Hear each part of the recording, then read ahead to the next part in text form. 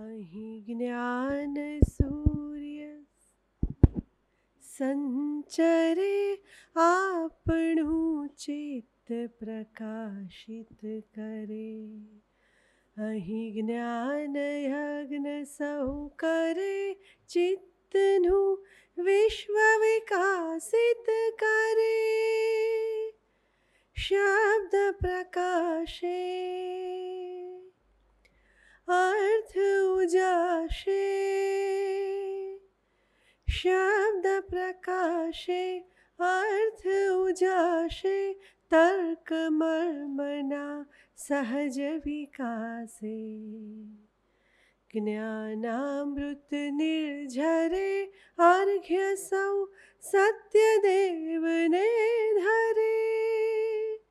धन्य गुर्जरीनी शुभ दृष्टि, विश्वकोशनी एवी सृष्टि. तमस ताप संहरे अंतरे, सुख समझणनु ठरे. रेवा जलशी शक्तिदायिनी, सत्य समुदा मुक्तिदायिनी. विश्व विहारज करे शील सत्व संहरे. गुर्जरी विश्वरूप ने वरे, गुर्जरी विश्वरूप ने वरे, गुर्जरी विश्वरूप ने वरे.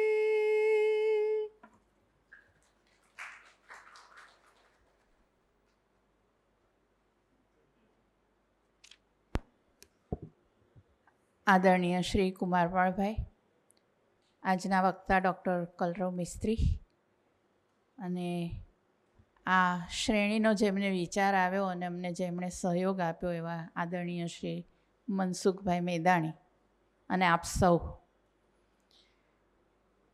આજે આપણે આજની જે પરિસ્થિતિ છે, આજની જે દોડધામભરી જિંદગીમાં લોકોને જે તણાવ ઉત્પન્ન થાય છે, એટલે એક એવો વિચાર આવ્યો કે આવું એક વ્યાખ્યાન ગોઠવીએ. પણ ત્યારે ખબર નહોતી કે ગરમીની આટલી પરિસ્થિતિ હશે, એટલે છતાં આજે આપ સૌ આવ્યા છો એનો અમને આનંદ છે અને એના માટે આપનું હું સ્વાગત કરું છું. દોડધામભરી જિંદગીમાં માનસિક સ્વાસ્થ્ય પર થતી અસરો અને ઉપચાર, એના વિશે આજે આપણે જાણવાના છીએ. આદરણીય શ્રી ડૉક્ટર કલરવભાઈ છેલ્લા 9 વર્ષથી શેલ્બીમાં આના સાયકાટ્રિસ્ટ ડિપાર્ટમેન્ટના હેડ છે અને હમણાં છેલ્લા કેટલાક વખતથી સદવિચાર પરિવારમાં પણ તેઓ સેવા આપી રહ્યા છે. એટલે એક બહુ જ અમદાવાદના બહુ જ ખ્યાતનામ અને જાણીતા ડૉક્ટર એવા આજે આપણને મળ્યા છે, એનો આનંદ છે.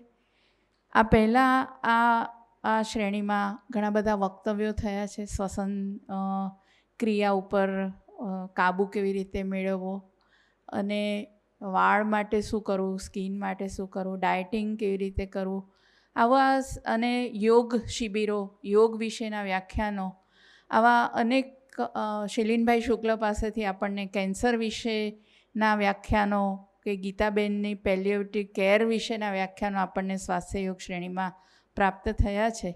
આમ એક બહુ જ સરસ રીતે આ જે શ્રેણી ચાલે છે એમાં આજે આપણી વચ્ચે કલરવભાઈ છે. એમને 2019માં ગ્લોબલ એક્સલન્સ એવોર્ડ એનાયત થયો છે અને 2021માં ટાઈમ્સ હેલ્થકેર એવોર્ડથી તેઓ સન્માનિત થયા છે. તો કલરવભાઈ મિસ્ત્રીનું પુસ્તકથી સ્વાગત કરવા માટે આદરણીય શ્રી મનસુખભાઈ મેદાણીને વિનંતી કરું છું. આદરણીય શ્રી મનસુખભાઈ.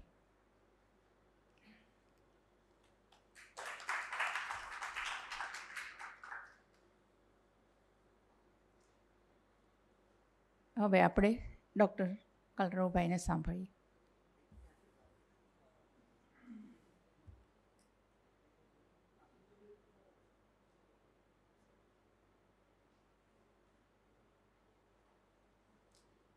Good evening. હું ડૉક્ટર કલરવ મિસ્ત્રી, માનસિક મનોરોગ વ્યસન મુક્તિ તેમજ સેક્સના રોગોનો નિષ્ણાંત. આઈડિયલી હું અમદાવાદી છું, ગુજરાતી જ છું. મેં મારું MBBS 2004ની સાલમાં VS હોસ્પિટલમાંથી કર્યું હતું અને એના પછી જે સુપર સ્પેશિયાલિટી આવે એ 2010થી 2013 સુધી આપણે સિવિલ હોસ્પિટલમાંથી કર્યું હતું. આઈડિયલી MBBS 5.5 વર્ષનું હોય, પછી બીજા 3 વર્ષ જેમ કે લોકો ગાયનેકોલોજીસ્ટ, ઓર્થોપેડિક, પીડિયાટ્રિશિયન અથવા તો જે રેડિયોલોજિસ્ટ બનતા હોય છે તેમાં જ પછી સ્પેશિયાલિટીમાં સાયકેટ્રિક સબ્જેક્ટ આવે, એમાં તમારે 3 વર્ષનું સુપર સ્પેશિયાલિટી આવે. એટલે 5+3 એટલે 8 વર્ષનું આપણો અભ્યાસ હોય. એના પછી બીજા 2 વર્ષ એ ડબલ સુપર સ્પેશિયાલિટી એટલે ડૉક્ટર ઓફ માસ્ટર્સ કહેવાય. MBBS, MD અને DM એટલે એક્સ્ટ્રા સુપર સ્પેશિયાલિટી. એમાં આઈડિયલી સાયકેટ્રિસ્ટમાં એવું હોય છે કે સૌથી પહેલાં તો સાયકેટ્રિસ્ટ ને સાયકોલોજિસ્ટનો ડિફરન્સ અલગ અલગ હોય છે. સાયકેટ્રિસ્ટ મતલબ કે જે MBBS પછી જે MD ડૉક્ટર કરે છે એ સાયકેટ્રિસ્ટ હોય. સાયકેટ્રિસ્ટ એટલે તમને દવા આપે, મેડિસિન આપે. અને સાયકોલોજિસ્ટ એટલે નોન મેડિકલ પર્સન હોય કે જેમ કે કોમર્સ કે આર્ટ્સ લીધો હોય એના પછી લોકોએ સાયકોલોજીનો સબ્જેક્ટ કર્યો હોય. સાયકોલોજિસ્ટ એવું છે કે નોન મેડિકલ પર્સન, મતલબ તમને વાતચીતથી, કાઉન્સેલિંગથી કે એનાથી તમારે કઈ રીતે તમારો સ્વભાવ શાંત રાખવો, તમારો ગુસ્સો કંટ્રોલ કરાવો એવી ટ્રીક શીખવાડે. અને સાયકેટ્રિસ્ટ મતલબ કે જે પણ લાઇફસ્ટાઇલ છે અથવા તો જે પણ લાંબા ગાળાની બીમારી હોય જેના લીધે તમારા શરીરમાં છૂપું ડિપ્રેશન થાય અને એના લીધે તમારા સ્વભાવ, વાતચીત અથવા તો જે પર્સનાલિટીમાં ચેન્જ જોવા મળે, જે રૂટ કોઝ હોય તેને આપણે ટ્રીટ કરીએ એ સાયકેટ્રિસ્ટમાં આવે. પણ આજકાલની આપણે જનરેશન જોઈએ છે કે સુપરફાસ્ટ જનરેશન જે આપણે આગળ વાત કરીશું, તો છેલ્લા જે સાયકેટ્રિસ્ટમાં અલગ અલગ વેરાયટી આવે છે એમાં મોસ્ટ કોમન આવે છે કે ચાઇલ્ડ સાયકેટ્રિસ્ટ. ચાઇલ્ડ સાયકેટ્રી મતલબ કે આજે આપણે જોઈએ છે કે નાના બાળકો છે એ આજકાલના બાળકોને અમે જનરેશન એક્સ કહેવાય. જનરેશન એક્સ એટલે ટેકનોલોજીથી આધીન એકદમ લેટેસ્ટ ગેજેટ્સ, ઇલેક્ટ્રોનિક ગેજેટ્સ એ લોકોને નાનપણથી જ આપી દેવામાં આવે છે.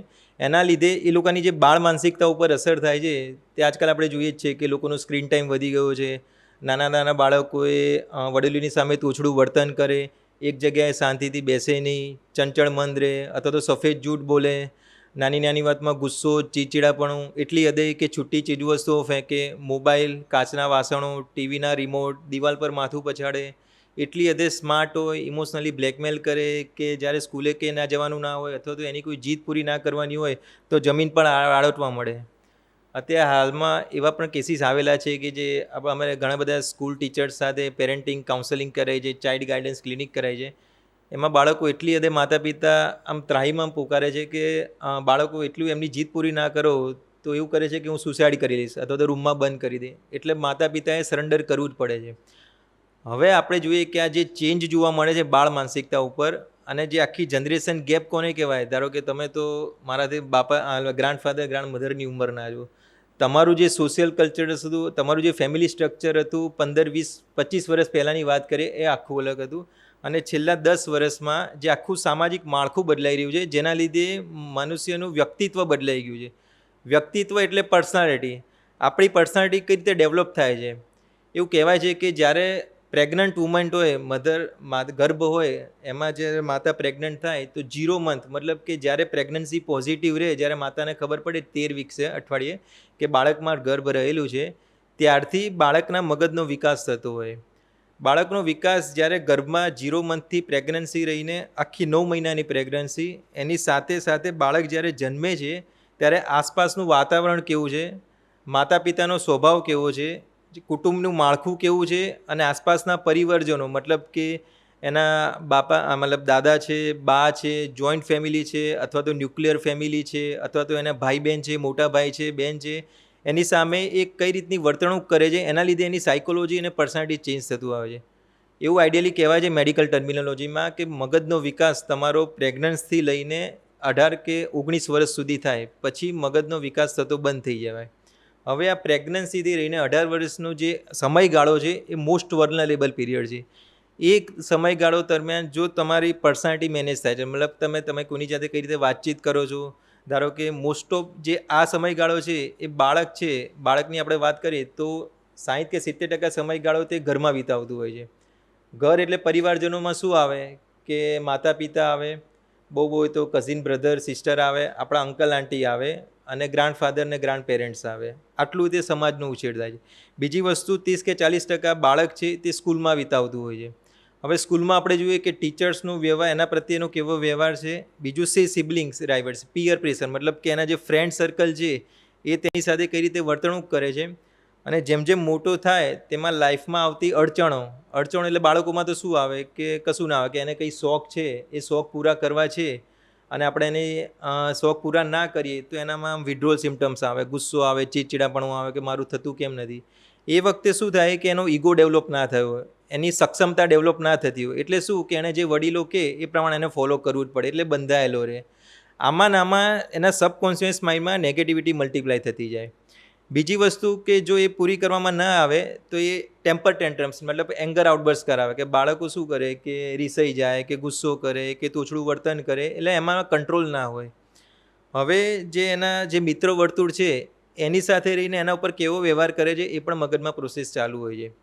આ દરમિયાન એને બીજું એક છે એક્ઝામ રિલેટેડ સ્ટ્રેસ હોય. કોઈ પણ પરીક્ષા આવે એટલે માતા પિતા કે આ મોબાઈલ મૂકી દે, શું આખો દિવસ મોબાઈલ મચેડ કરે છે, ભણવા બેસ, ડફોડ છે, તું સમજતો નથી, ડોબો છે, એવું જે કપાળ ઉપર લેબલ લગાવવામાં આવે તેનો ઈગો રિસ્પેક્ટ થઈ જાય, એનું સેલ્ફ રિસ્પેક્ટ છે આત્મસન્માન ઉપર ટાર્ગેટ કરવા મળે. કારણ કે હંમેશા આપણે કમ્પેરિઝન કરતા હોઈએ કે બાજુવાળાનો છોકરો જો આ કેટલું લાવે છે, તું તો જરાય લાવતો નથી, તારી મોટી બહેન જો આ કેટલું લાવે તો લાવતો નથી. તો આ જે કમ્પેરિઝન કરીએ તો એના મગજમાં જે સેલ્ફ એસ્ટીમ હોય છે, જે એની જે પોટેન્શિયલ હોય છે એ ધીરે ધીરે હોય તો ખરી.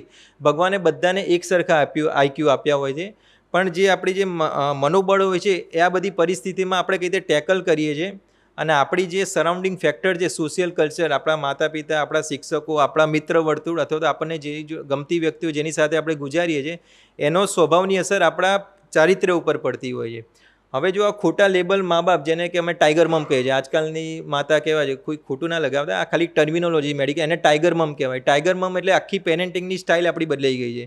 ટાઈગર મમ એટલે ડોમિનેટિંગ પેરેન્ટ. 4 ટાઈપના પેરેન્ટિંગ હોય. એ ડોમિનેટિંગ પેરેન્ટ એટલે તારે આ જ કરવાનું છે, તું આમ જ કર, તારે આ જ કરવું પડશે, આખું સ્ટ્રક્ચર બદલાઈને આપે. બાળકને પોતાની જ્યારથી જે ઇનોવેટિવ છે એને ખીલવા જ ના દે, એનાથી પોટેન્શિયલ જ ના રહે. આ જો ડોમિનેટિંગ પેરેન્ટિંગ હોય છે તે બાળક હંમેશા દબાયેલું રહે છે અને અંદર ને અંદર છુપા ડિપ્રેશનમાં જતું રહે છે. આગળ જતાં એને ઘણા બધા પ્રોબ્લેમ્સ આવતા હોય છે, જેમ કે 18, 20, 22 વર્ષનું થાય, બહારના કલ્ચરમાં જાય, તેને જે સોશિયલાઇઝેશન થવાનું હોય એ બરાબર ના થાય. આઈડિયલી આપણે જોઈએ કે આજકાલ કોર્પોરેટનો જમાનો છે. કોર્પોરેટ કલ્ચર એટલે કે આપણે 10, 15, 20, 25 જણનો સ્ટાફ હોય, દરેકને અલગ અલગ સ્વભાવ હોય, અલગ અલગ બેકગ્રાઉન્ડમાંથી આવતા હોય, અલગ અલગ સોશિયલ કલ્ચરમાંથી આવતા હોય. એ લોકોનું એંગર મેનેજમેન્ટ, સ્ટ્રેસ મેનેજમેન્ટ, પરિસ્થિતિને અનુકૂળ શકવાની શક્યતા અલગ અલગ હોય છે. હવે આવા માણસોને અચાનક તમે એક્સપોઝ કરવા જાઓ તો એ તરત ગભરાઈ જાય, એન્ક્સિયસ થઈ જાય અને પેનિક થવાનું ચાલુ કરી દે. એટલે એનામાં બોડી સિમ્ટમ્સ આવે અને મૂડ સ્વિંગ્સ આવવાનું ચાલુ થઈ જાય. પછી આપણને ખબર કે 20, 22, 25 વર્ષ પછી એને જે એચીવ કરવાનું છે એ બરાબર કરતો ના હોય, એટલે ધીરે ધીરે ડિપ્રેશનમાં જાય, ડિમોરલાઇઝ થાય. અને આ હતાશા, નિરાશા દૂર કરવા માટે જે યુવા અવસ્થા છે, મોસ્ટ વલ્નરેબલ 18 થી 35 વર્ષની ઉંમર છે, એ સૌથી પહેલાં શું કરે કે સ્ટ્રેસ દૂર કરવા માટે પોતાના ફ્રેન્ડ સાથે શેર કરે. ફ્રેન્ડ્સ લોકો શું કહે કે શું ચિંતા કરે છે, એક સિગરેટ માર દે અથવા તો એક પેક કરી લે, તારું ટેન્શન દૂર થઈ જશે. એમ કરીને ધીરે ધીરે એક વ્યસન તરફ વળતા હોય છે. વ્યસનથી શું થાય કે તમારું ટેમ્પરરી જે સ્ટ્રેસ છે એ દૂર થઈ જાય, પણ ધીરે ધીરે તમે એક વ્યસન પણ એક જાતની માનસિક બીમારી હોય છે. તો આઈડિયલી એવું કહેવાય છે કે આજકાલની જે જનરેશનમાં સૌથી પહેલાં એવું કહેવાતું કે WHO ઓફિશિયલ સર્વે છે કે 2010થી 2020 સુધીમાં જે ટોપ 10 global burden of the disease, મતલબ કે દુનિયાનો જે ભાર કહેવાય, મોસ્ટ કોમન બીમારી શું છે, તો સૌથી પહેલાં આવે છે ડાયાબિટીસ. ડાયાબિટીસ એ મોસ્ટ વલ્નરેબલ છે. સેકન્ડ પોઝિશન ઉપર આવે છે બ્લડ પ્રેશર, મતલબ જે હાર્ટને લગતી બીમારી, હૃદયને લગતી બીમારી. અને 10th પોઝિશન મતલબ 1 થી 10માં લાસ્ટ આવે છે ડિપ્રેશન, હતાશા, નિરાશા, વિચારવાયુ અને અનિદ્રાની સમસ્યા. પણ આપણે છેલ્લા 2 વર્ષથી બધાએ એક્સપિરિયન્સ કર્યો 2020 અને 2021માં કે કોરોનાના લીધે લોકોની માનસિક બીમારીઓ એટલી વધી રહી હતી. લોકો એન્ઝાયટી, પેનિક, ઓબ્સેસિવ કમ્પલ્સિવ, ધૂંધ રોગ, ચીડચીડાપણું, હતાશા, ડિપ્રેશનનો શિકાર બન્યા હતા. અને આ જે અત્યારની જે લાઇફસ્ટાઈલ છે, જે સોશિયલ મીડિયા ઇન્ફ્લુઅન્સ છે, તમે નેટફ્લિક્સ જુઓ, વેબ સિરીઝ જુઓ, પબજી એડિક્શન જુઓ, ગેમિંગ ડિસઓર્ડર જુઓ, અથવા તો આજકાલનું જે મોબાઈલ એડિક્શન છે, સોશિયલ મીડિયા એડિક્શન છે, ઇન્સ્ટાગ્રામ, સ્નેપચેટ, ઇલેક્ટ્રોનિક ગેજેટ્સ છે, જે નાના બાળકોમાં અથવા તો યુવા અવસ્થા અથવા તો વૃદ્ધાવસ્થા પણ જે કન્ટિન્યુઅસ રહે છે, જેના લીધે માનસિક રોગોમાં સ્વસ્થતા જળવાઈ. આઈડિયલી એવું કહેવાય છે કે 2018 પહેલાં લગભગ 40%, દુનિયાભરના 40% લોકોને કોઈના કોઈ રીતે માનસિક બીમારી થવાનું સ્ટેટિસ્ટિક છે, એવા આંકડાઓ છે. પણ આ જે ટેકનોલોજીના લીધે એવું કહેવાય છે કે આગળના 10 વર્ષમાં મતલબ 2035 સુધીમાં depression would be the number 1 cause of the disability. આ મારું સેન્ટેન્સ નથી કે ગવર્મેન્ટનું સેન્ટેન્સ નથી, આ WHO વર્લ્ડ હેલ્થ ઓર્ગેનાઇઝેશનનું સેન્ટેન્સ છે. એ લોકોએ પ્રિડિક્ટ કર્યું છે કે 2035 સુધીમાં ડિપ્રેશન 10th પોઝિશન છે, એના લીધે નંબર 1 પર આવી જવાનું છે. આના પાછળનું કારણ એવું કહેવાય છે કે સૌથી પહેલાં વસ્તુ આપણે વાત કરીએ કે આપણે કહીએ કે જનરેશન ગેપ અને રાતોરાત આ માનસિક બીમારીઓ કેમ વધી રહી છે. તો આપણે બધાને ખબર જ છે કે 10 વર્ષ 15 વર્ષ પહેલાં શું હતું કે જોઈન્ટ ફેમિલી હતું. જોઈન્ટ ફેમિલી એકબીજાનો સહકાર મળે, અરસપરસ જ્યારે પણ તમારે કંઈ પણ ઇમોશન્સ હોય આપણે શેરિંગ કરી શકીએ. ધીરે ધીરે શું થઈ ગયું કે ભાગદોડવાળી જિંદગી છે, જે આપણું ટાઇટલ છે એ પ્રમાણે કોર્પોરેટ કલ્ચર થઈ ગયું છે. કોર્પોરેટ કલ્ચર એટલે તમારી લાઇફસ્ટાઈલ તદ્દન ટેકનોલોજી સાથે બદલાતી જાય છે. લાઇફસ્ટાઈલમાં બીજી વસ્તુ એવું છે કે મોંઘવારી એટલી બધી વધતી જાય છે. તમારી મતલબ જે એમ્સ હોય, ડ્રીમ્સ હોય, સપના પૂરા કરવાના છે, તમારી ખ્વાહિશો છે એટલી વધતી જાય છે. એટલે તમારે લગભગ 8, 10, 12 કલાક તો તમારે કામ તો કરવું જ પડે અને વર્કિંગ કરવું જ પડે. આ કામની સાથે જ તમે મોજશોખ તમારા પૂરા કરી શકો. પણ વ્યક્તિમાં શું છે આજકાલ કે અધીરાઈ છે, ધીરજ રહી નથી અને દેખાદેખીનો માહોલ થઈ ગયો છે. એટલે જેને કહેવાય કે અટેન્શન સિકિંગ બિહેવિયર, આજે દેખાદેખી છે, એના લીધે ધીરે ધીરે જે સોશિયલ માળખું છે એ બદલાતું જાય છે. મતલબ કે ન્યુક્લિયર ફેમિલી થાય છે. આજકાલ આપણે જોઈએ છીએ કે હસબન્ડ વાઈફ હોય અને બાળક હોય, બસ આટલું જ ફેમિલી થયું છે. ગ્રાન્ડ પેરેન્ટ્સ તો એ પછીની વસ્તુ છે. અત્યારે અમારા એટલું દુઃખ લાગે કે જ્યારે અમારે કાઉન્સેલિંગ માટે કોઈ યંગસ્ટર્સ આવે, 25, 30, 35 વર્ષના કપલ્સ આવે, એ લોકો પૂછે કે સાહેબ મને મારા પોતાના માટે ટાઈમ નથી મળતો, મારે પોતાનું સેવિંગ કરવાનું છે, આગળ ફ્યુચર જોવાનું છે, તો મારા મા બાપ કે મારા બીજા કોઈ વ્યક્તિ કે ઘરના સગાવાલાના કે જે ભાઈ બહેન છે એનું શું કામ વિચારું. એટલે માણસ ધીરે ધીરે સેલ્ફિશ થતો જાય છે, સેલ્ફ સેન્ટર્ડ થતો જાય છે. એટલે એના લીધે એ લોકો ન્યુક્લિયર ફેમિલી હોય છે. ન્યુક્લિયર ફેમિલી મતલબ હસબન્ડ વાઈફ અને બાળક. હવે આમાં બાળકમાં પણ એવું આવે છે કે સૌથી પહેલાં કે હસબન્ડ એકલો પહોંચી નથી વળતો, કારણ કે સ્કૂલની મોંઘવારી એટલી હોય, લાઇફસ્ટાઈલ એવી હોય, શનિ રવિ તમારે બહાર જમવાનું હોય, હોટલના બિલો 500 1000 થતા હોય, મોબાઈલ જુઓ તો તમારા આઈફોન 25, 30, 35 હજારના મોબાઈલ આવે. હવે તમારે 40-50 હજારનું જે પણ તમારું ઇન્કમ હોય એ પ્રમાણે તમારે આટલા મોજશોખ બી પૂરા કરવાના અને ઘરની જવાબદારી બી લેવાની. બીજી વસ્તુ શું થાય કે વાઈફ પણ જોબે લાગી જાય. એટલે હંમેશા આજકાલ અત્યારે જે લેટેસ્ટ જનરેશન, જે અમારી જનરેશન છે, જે અમારી એજના જે કહેવાય છે, એમાં આઈડિયલી હસબન્ડ વાઈફ બંને જોબ તો કરતા જ હોય છે. એટલે બાળક સિંગલ હોય. હવે બાળકને અત્યારે આજકાલ શું જોવા છે કે બાળક સિંગલ હોય એટલે માતા પિતાને પોતાના માટે ટાઈમ નથી હોતો, તો બાળકને શું કામ ટાઈમ આપે. હવે જ્યારે પણ બાળક જોડે ટાઈમ મળે તો સૌથી પહેલી એ વસ્તુ એ લોકો જે પોતાના સોશિયલ ઇમોશન કનેક્શન એને એ લોકો ડિજિટલ કનેક્શનમાં કન્વર્ટ કરી નાખે. મતલબ ચલો હું બાળકને ટાઈમ નથી આપ્યો, તો જ્યારે પણ એની બર્થડે આવે કે ઘરે આવે તો મોંઘી ચીજ વસ્તુઓ કે એમ કરીને પોતાની ગિલ્ટ છે અને જે પોતાને જે સેલ્ફ બ્લેમિંગ હોય કે સારું બાળકને ટાઈમ નથી આપતો, કે ચાલ ને એને ગેમ્સ આપી દઉં અથવા તો કોઈ મોબાઈલ લઈ આપી, એને ગમતી વસ્તુ આપી દઉં, એમ કરીને એને ધીરે ધીરે ટેકનોલોજીથી ઇન્ટ્રોડ્યુસ કરે.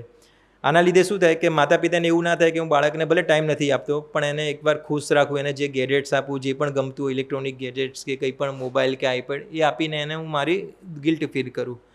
બીજી વસ્તુ છે કે લોકો અટેન્ડર રાખે છે, કેર ગીવર, જેને આપણે આયા કહીએ છીએ. રિસર્ચ એવું કરેલું છે કે અમે રિસર્ચ કે છેલ્લા 5 વર્ષથી આપણે જોઈએ છીએ કે લોકો આયા રાખે છે, સવારથી સાંજ 9 થી 5 રહે, જે ડે કેર સેન્ટર હોય છે.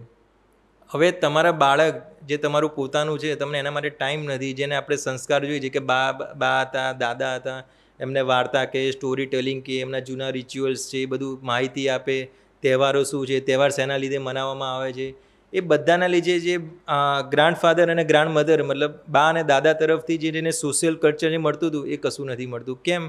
કારણ કે તેનું બાળકનું માતા પિતા પ્રત્યેનું અટેચમેન્ટ જ નથી, ટાઈમ કન્સ્ટ્રેન્ટ્સના લીધે એ લોકોને વાર્તાલાપ જ નથી થતો, તો આગળ એની સંસ્કાર અને એની તો શું વાંધો છે. એના લીધે જે આયા અટેન્ડર શું કરે કે એને બસ ખાલી સાચવે, ખાવા પીવાનું આપે. અમે એટલા પણ એવા કેસીસ જોયેલા છે, એવા રિસર્ચ ચાલ્યા છે કે અટેન્ડરને અમે CCTV કેમેરા હોય છે, એવા 100 બાળકો મૂકેલા હોય છે જેના પેરેન્ટ્સ બંને વર્કિંગ કરતા હોય છે, ડે કેરમાં બાળકોને મૂકી દે, CCTV હોય છે, અટેન્ડરને ખબર ના હોય કે મારા ઉપર CCTV રાખે. રિસર્ચ પરથી એવું ખબર મળ્યું કે અટેન્ડર આઈડિયલી બાળકને કરે, મોબાઈલ પકડાઈ દે, પોતે મોબાઈલમાં આવ્યો હતો તો ફોન ઉપર હોય.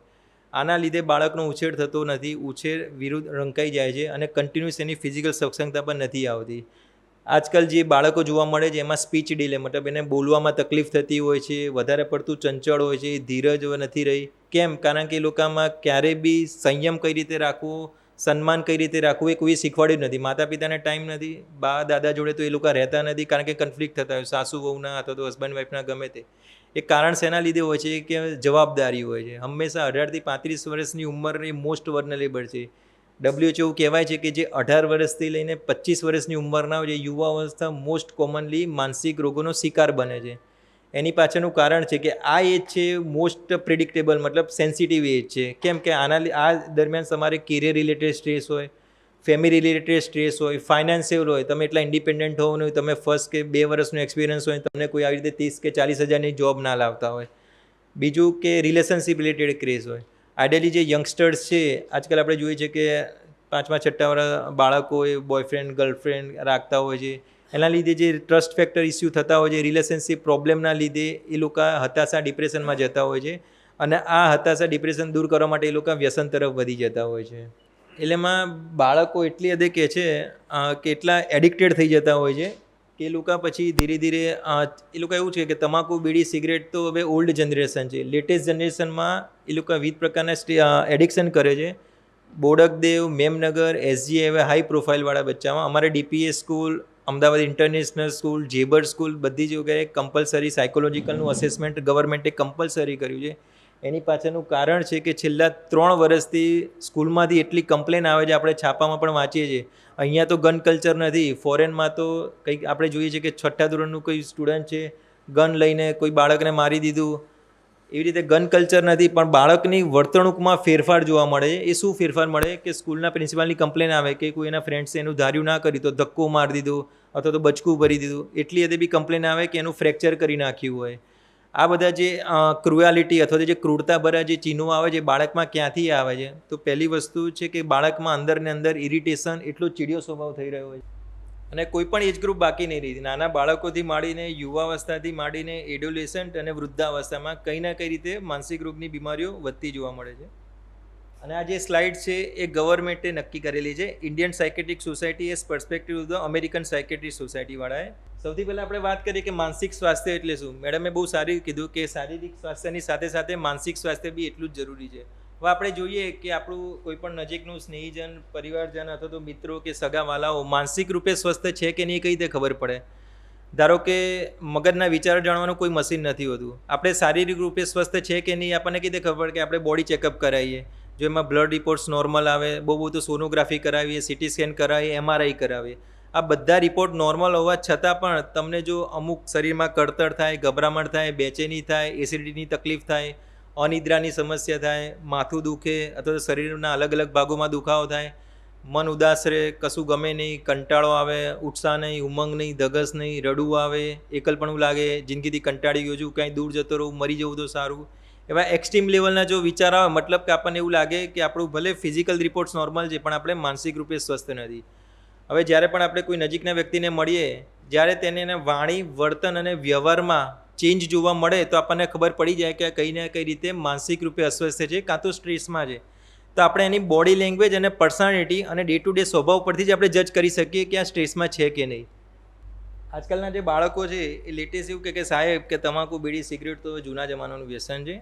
લેટેસ્ટમાં એ લોકો ઇલેક્ટ્રોનિક સિગાર એ બધાએ સાંભળ્યું હશે, જેને વેપિંગ કહેવાય છે. આ જાણવા જેવું છે, કારણ કે ગવર્મેન્ટે હમણાં જ બેન કર્યું છે અને છાપામાં આવ્યું છે.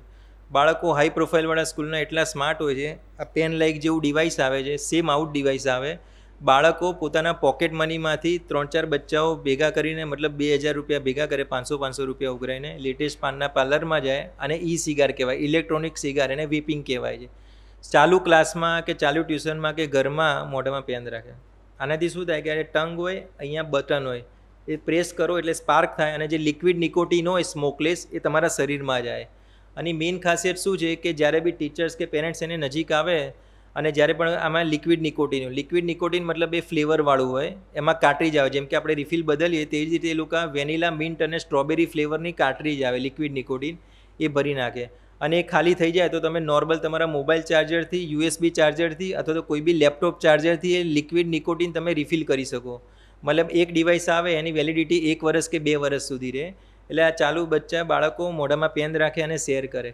આની મેઇન ખાસિયત કે ધુમાડો જ ના નીકળે અને અલ્ટિમેટલી એ સ્મોક કરતા રહે.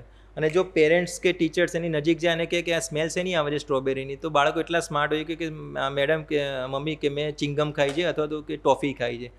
એટલે આ એની ખાસિયત એવી છે. ને નોર્મલ જે સિગરેટમાં 3000 જેટલા ટોક્સિન હોય છે, જ્યાં સિગાર કરો વેપિંગ કહેવાય છે એને. આનાથી શું થાય કે બ્લડમાં તમાકુ જાય, નિકોટિન નામનું દ્રવ્ય, એ મગજના અમુક સેન્ટરમાં તમને સ્ત્રાવ કરે. એનાથી શું થાય કે 1 કે 2 કલાક સુધી લાઈફના બધા સ્ટ્રેસ તમે દૂર કરી શકો અને આઈ લવ માય સેલ્ફ વાળો એટીટ્યૂડ આવી જાય અને આમ જન્નત દેખાય છે એવી ફિલિંગ આવે. હવે જેમ જેમ 1 કે 2 કલાક ધીરે ધીરે ઓછા થાય એટલે નિકોટિનની માત્રા મગજમાંથી ઓછી થતી જાય, જેના લીધે એને વિડ્રોલ સિમ્ટમ્સ આવે, મતલબ આમ કશું ગમે નહીં, કંટાળો આવે, હાથ પેરમાં કંપન થાય, ચીડિયાપણું ચાલુ થાય. હવે એ સિમ્ટમ્સ દૂર કરવા માટે ફરીથી એ પફ કરે. આમાં લોકો પહેલાં ઓકેશનલી લેતા હોય કે હું અઠવાડિયે કે 2 અઠવાડિયે કે કોક જ વાર ભાઈબંધો સાથે લઉં છું, એના લીધે એ લોકો ચેઇન સ્મોકર બની જતા હોય છે. નોર્મલ સિગરેટમાં જે 3000 કેમિકલ્સ હતા કાર્સિનોજેનિક, એના લીધે આ જે ઇલેક્ટ્રોનિક સિગાર કરો એમાં 6000 કાર્સિનોજેનિક સબસ્ટન્સ હોય છે. આજકાલ તમે જોયું કે કેન્સરના અલગ અલગ નામના નામ આવે છે. તમે HCG હોસ્પિટલમાં જુઓ, સિવિલના કેન્સર ડિપાર્ટમેન્ટમાં જુઓ, 400 300 પેશન્ટોની લાઈન હોય છે, OPD હોય છે. આનું કારણ કે આપણી લાઇફસ્ટાઈલ હેલ્ધી નથી, સ્ટ્રેસના લીધે જે પણ જંક ફૂડ ખાઈએ છીએ, જે પણ એડિક્શન કરો છો, જેના લીધે તમારી ઇમ્યુનિટી, રોગપ્રતિકારક શક્તિ ઘટી ગઈ છે અને વિવિધ પ્રકારના કાર્સિનોજેનિક સ્ટન્સ આવે છે. ટેકનોલોજી એટલી એડવાન્સ થઈ ગઈ છે કે આજે તમારે પેચીસ દેખાય, 30 બાય 30 સેન્ટીમીટરનો પેચીસ આવે, નોર્મલ પેચીસ આવે. આ પેચીસ તમારે જ્યારે વાળ ના હોય ત્યાં લગાવી દેવાનું, ખભા ઉપર, ગળાની પાછળ અથવા તો પેટ ઉપર. આનાથી શું થાય કે 24/7 તમારા શરીરમાં નિકોટિન મળતું રહે, પણ દવાના રૂપમાં છે. આ ગવર્મેન્ટ એપ્રુવ છે, લેટેસ્ટ ટેકનોલોજી છે.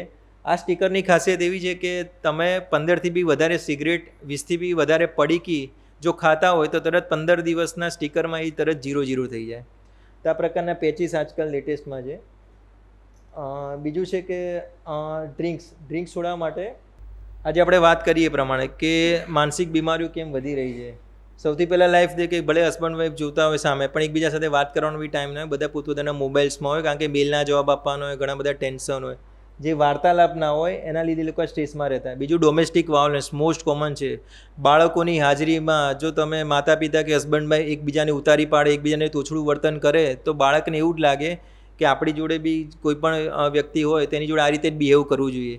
ભલે આપણને લાગે કે બાળક સ્માર્ટ છે અથવા તો એ સમજતું નથી, એનું ધ્યાન નથી, પણ નાના બાળકો બહુ જ સાતેલ હોય છે, આસપાસમાં શું ચાલુ છે તરત કેપ્ચર કરી નાખતા હોય છે અને એ જ પ્રમાણે આગળ જતાં એ બહારના સમાજમાં એ રીતનું વર્તન કરતા હોય છે.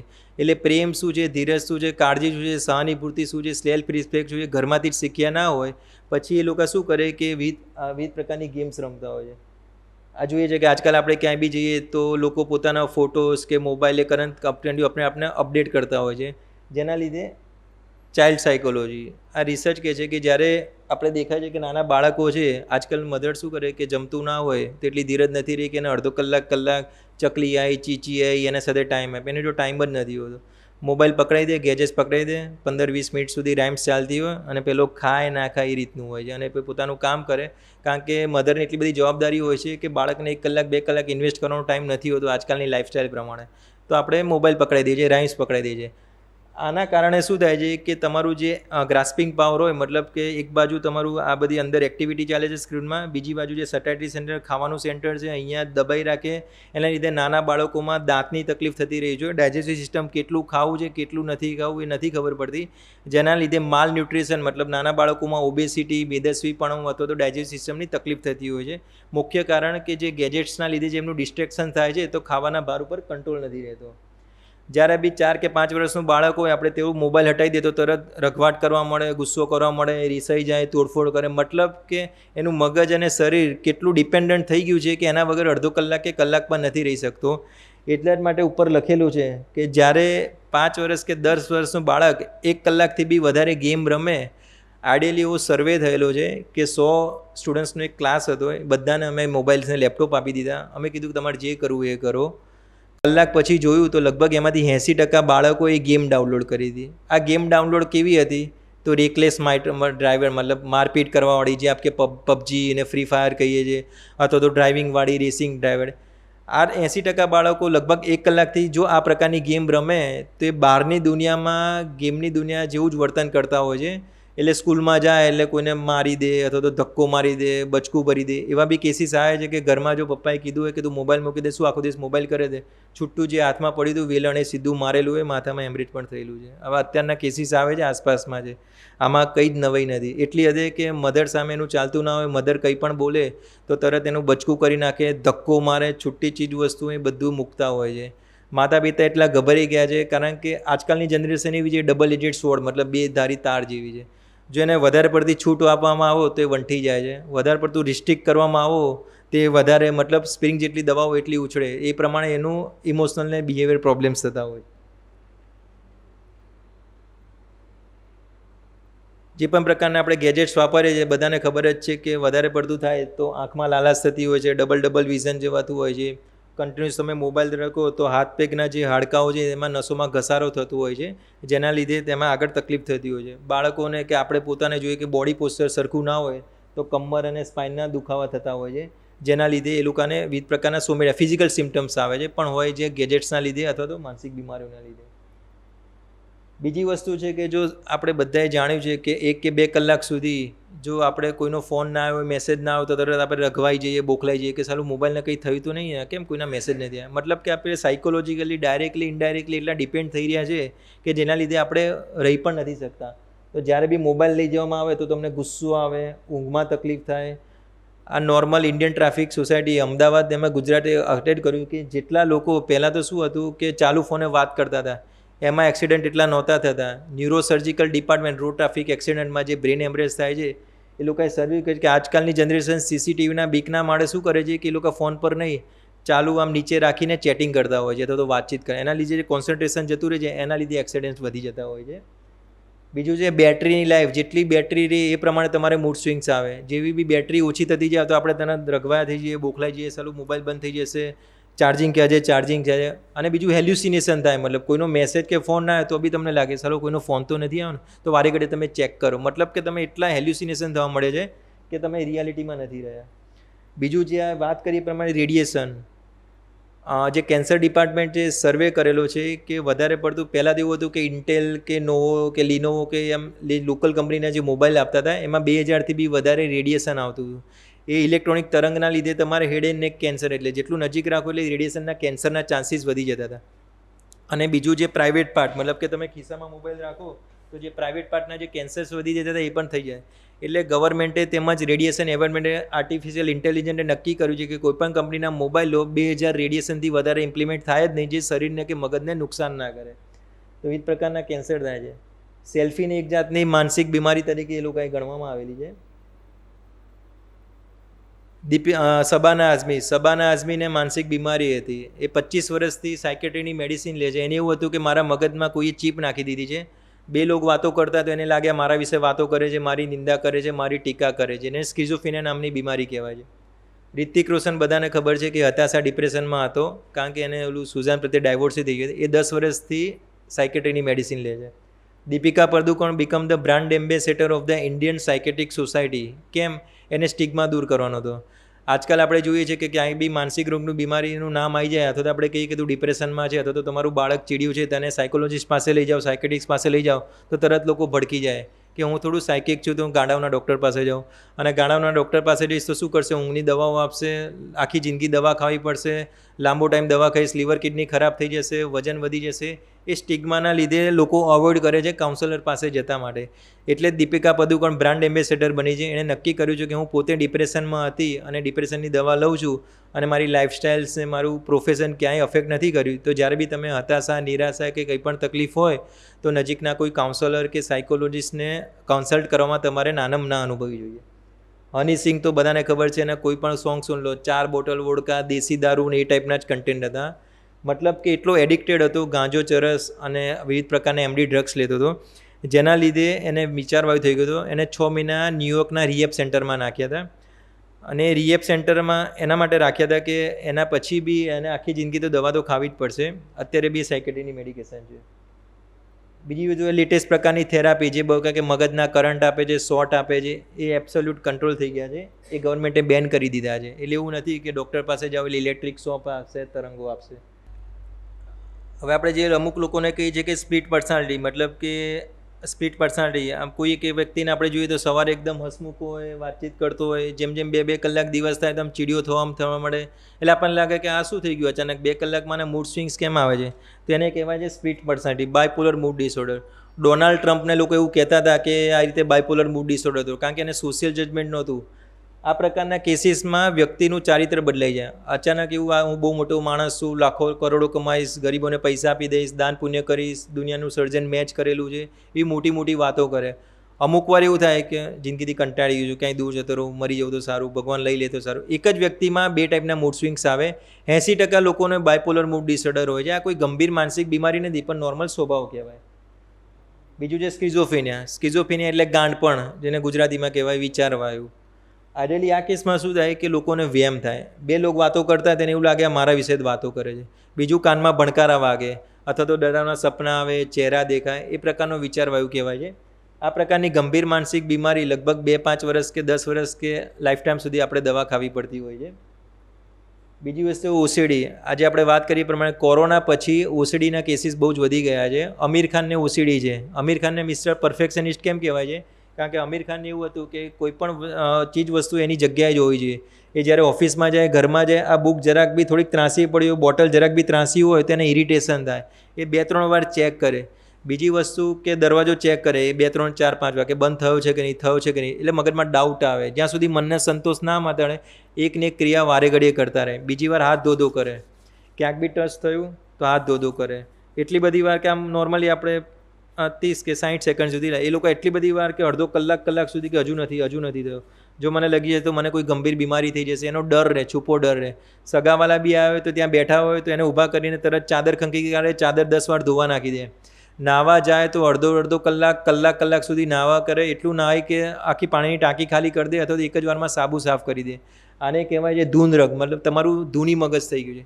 બીજું લેડીઝમાં બહુ કોમન હોય છે કે ગેસ ચાલુ છે કે નહીં, 3, 4, 5 વાર 10 વાર ચેક કરે, એટલે મનનો અસંતોષ રહે.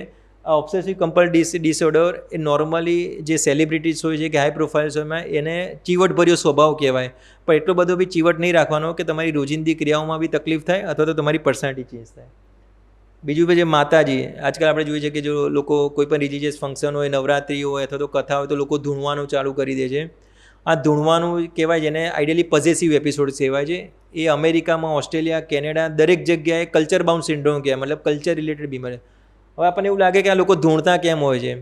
તો એની પાછળની મનોસ્થિતિ કે માનસિકતા એવી હોય છે કે જ્યારે પણ ધૂણવાનું મતલબ કે સબકોન્શિયસ માઇન્ડ, સાસુ વહુનો ઝઘડો થતો હોય, વહુ સામેથી કહી ના શકે કે મમ્મી તમારે આવું કરો છો, આવું ના કરો, મને નથી ગમતું, કારણ કે ઘરમાં કંકાસ થાય અને રિસ્પેક્ટ રાખતી હોય છે. જો વધારે પડતું હસબન્ડ વાઈફનો ઝઘડો હોય કે સાસુ વાઈફનો ઝઘડો અથવા ક્લેશ હોય તો માણસ જો કોઈ પણ વ્યક્તિ શેર ના કરે તો અંદર ને અંદર એના મગજ ઉપર લોડ થતો હોય છે.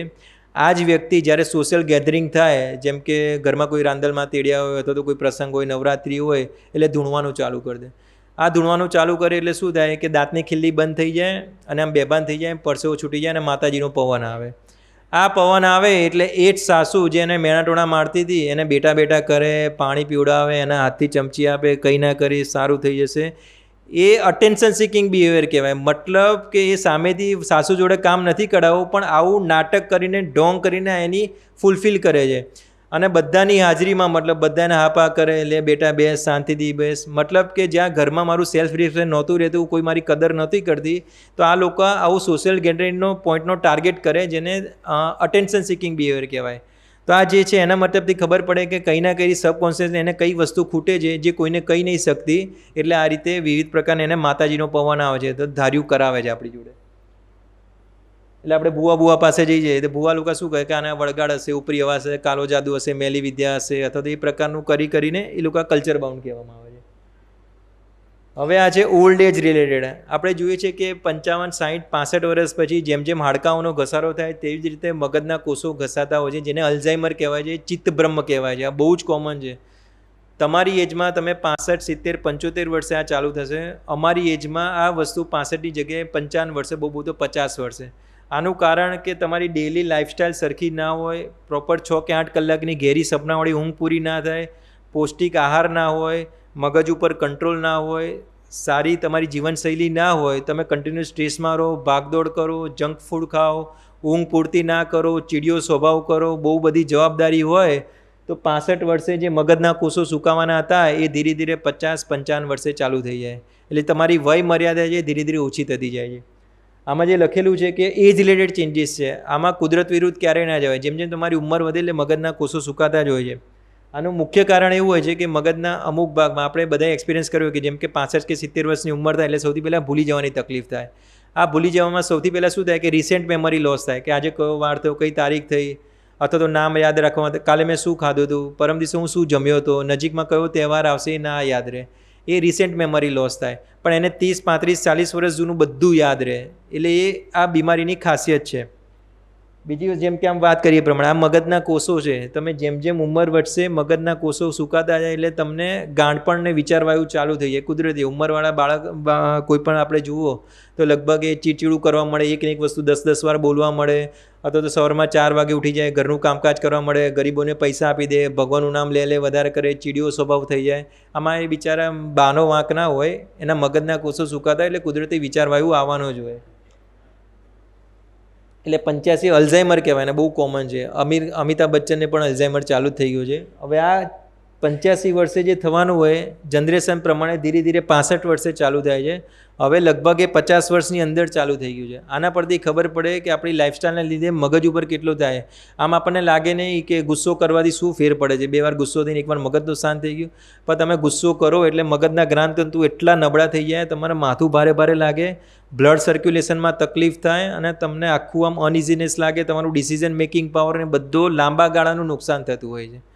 એટલા જ માટે આજકાલ આપણે યંગસ્ટર્સ જોતા હોય છે કે યોગા, પ્રાણાયામ, સાયકલિંગ, વોકિંગ, ઝુંબા અચાનક રાતોરાત કેમ ચાલુ થઈ ગયું. મતલબ કે મેન્ટલ હેલ્થ અવેરનેસ માટે એ લોકો સજાગ થયા છે. એ લોકોને ખબર છે કે લાઈફ તો આ જ રહેવાની છે. We have to accept and adjust the person in situation is there. દુનિયા આપણા પ્રમાણે ચાલવાની નથી, આપણે એને એક્સેપ્ટ અને એડજસ્ટ કરતાં જ શીખવું પડશે. જો આટલું નહીં ચાલો તો ધીરે ધીરે પ્રોબ્લેમ તો આપણને જ થવાનો છે, સામેવાળા તો સુધરવાના છે નહીં. કારણ કે માણસનો સ્વભાવ કોઈ બીમારી નથી અને સ્વભાવ આપણે ક્યારેય બદલી ના શકાય.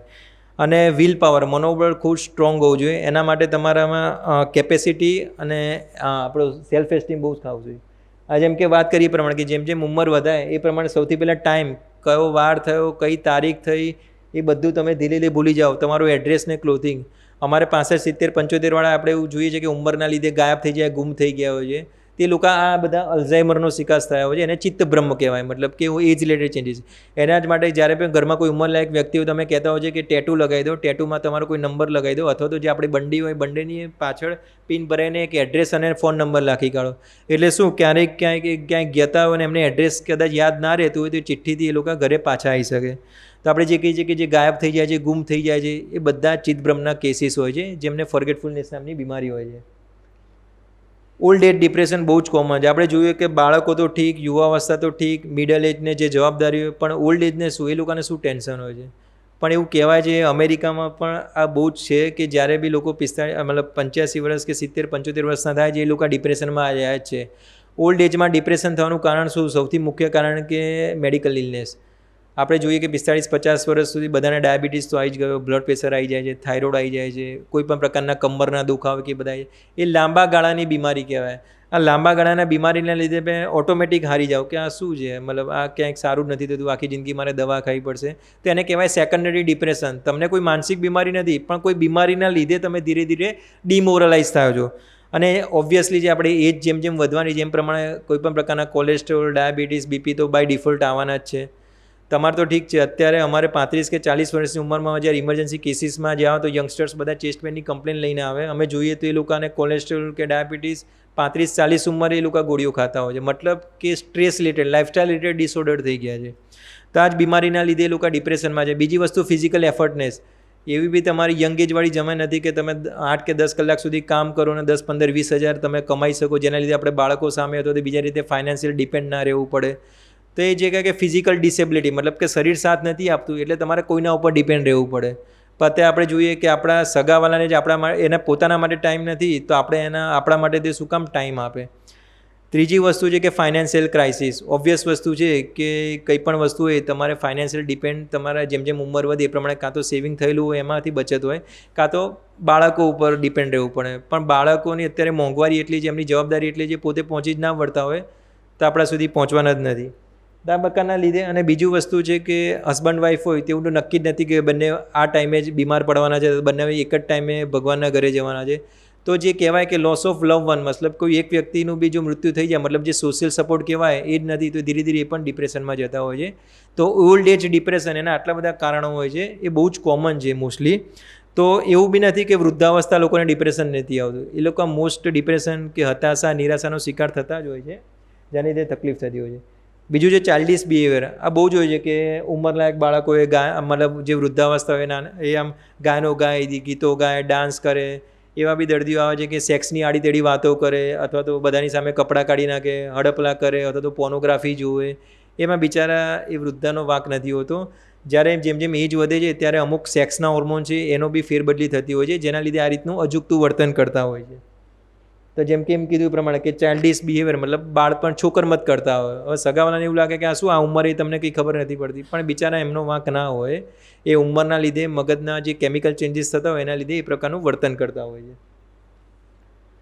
જોઈએ છે કે જેમ જેમ ઉંમર વધે બાય ડિફોલ્ટ તમારે 4 કલાકની જ ઊંઘ આવે, પણ સાયકોલોજી એવું કહે છે કે તમારે 6 કે 8 કલાકની ઘેરી સપનાવાળી ઊંઘ તો હોવી જ જોઈએ.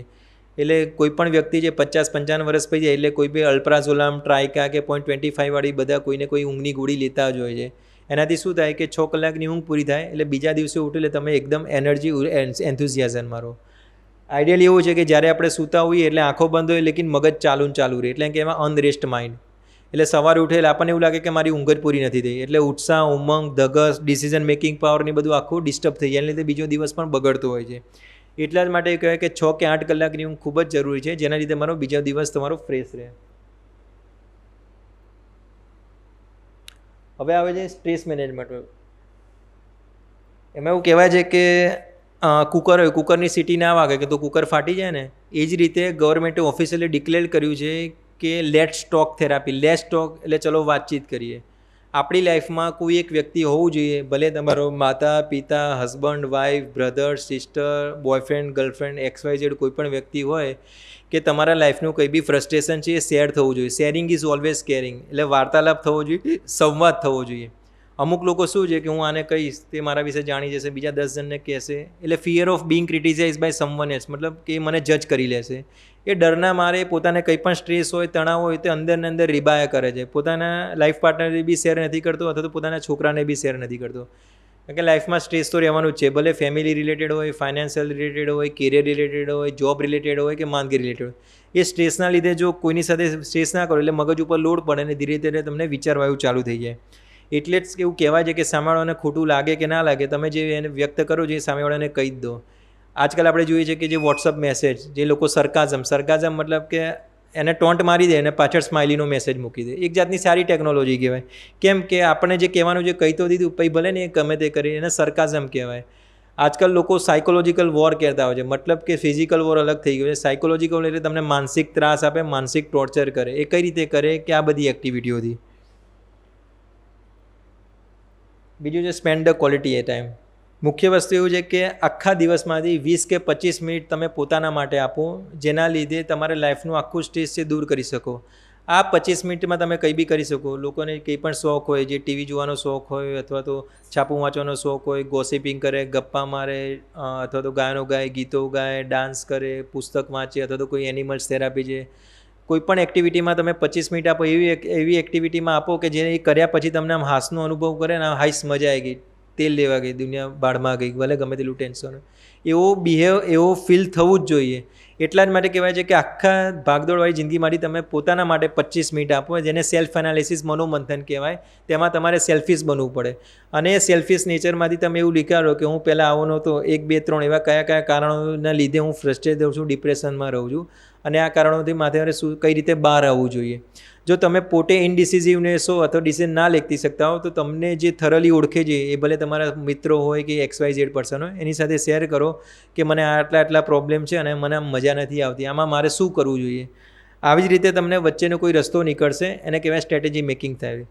બીજી વસ્તુ કે લાઈફની કોઈ પણ સિચ્યુએશનમાંથી ગુસ્સા ઉપર કંટ્રોલ રાખવો જોઈએ. એ તમારે એંગર મેનેજમેન્ટ માટે કંઈ પણ એક્ટિવિટી કરવી કરે. એટલા જ માટે આજે યંગસ્ટર્સ છે સાયકલિંગ કરતા હોય, ઝુંબા કરતા હોય, હેડફોન લગાવીને આમ જીમ કરતા હોય. એનાથી શું થાય કે આખા દિવસનું ફ્રસ્ટ્રેશન છે એ પોઝિટિવલી ચેનલાઇઝ થાય, જેના લીધે તમારો સ્વભાવ ચીડચીડાપણો ના થાય.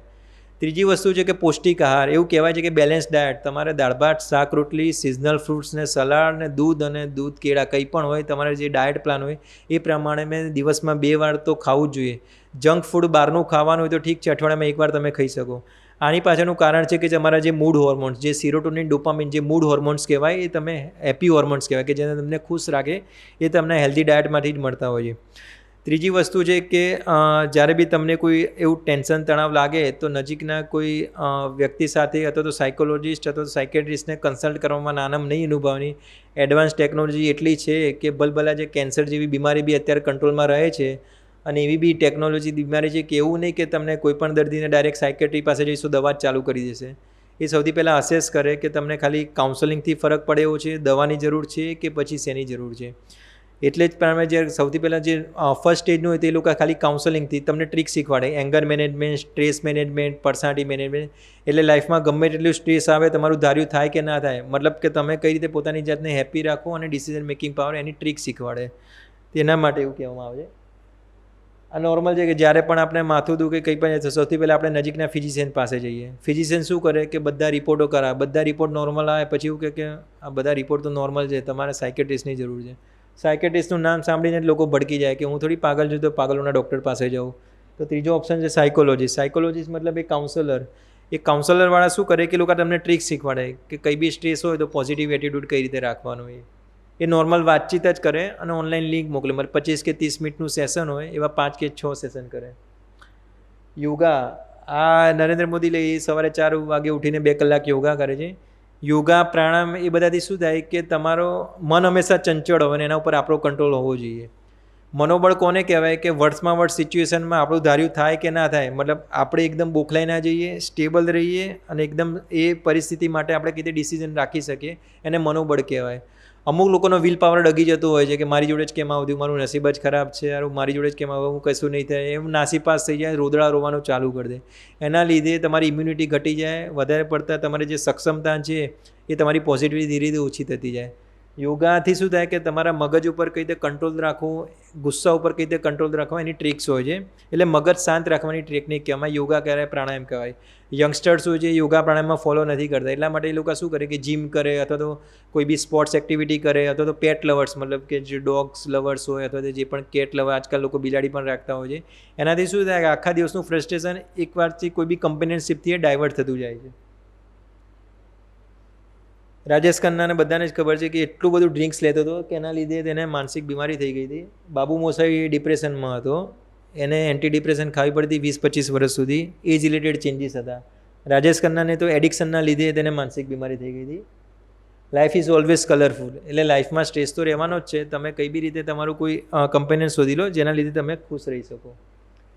આ જેમ કે આમ વાત કરી પ્રમાણે નાના બાળકો આજકાલ નવો લાગે કે જે હાઈ પ્રોફાઇલ બોડકદેવ, મેમનગર, આપણે અહીંયા ઉસ્માનપુરા બાજુ બી એવું કહે છે કે દારૂ કે ડ્રિંક્સ કે સાહેબ કે બીડી સિગરેટ તો પહેલાંના 20-25 વર્ષ પહેલાં પીતા હતા. લોકો શું કરે કે જે બ્રેડની સ્લાઇસ હોય એમાં બટરની જગ્યાએ ટાઈગર બામ ને આયોડેક્સ લગાવે. એટલું એડિક્ટિવ હોય કે આમ જન્નત મળી જાય એવી ફિલિંગ આવે. આ બધા કેમિકલ એન્જિનિયરિંગ ટેકનોલોજી, આ કોઈ વાહિયાત વાતો નથી. આ બહુ કોમન છે. મુંબઈ, બેંગ્લોર, પુણેમાં તો હતું જ, હવે અમદાવાદમાં પણ આ બધા જોવા મળે છે. એના માટેના કેસીસ પણ હોય છે, એની ટ્રીટમેન્ટ પણ આવે છે.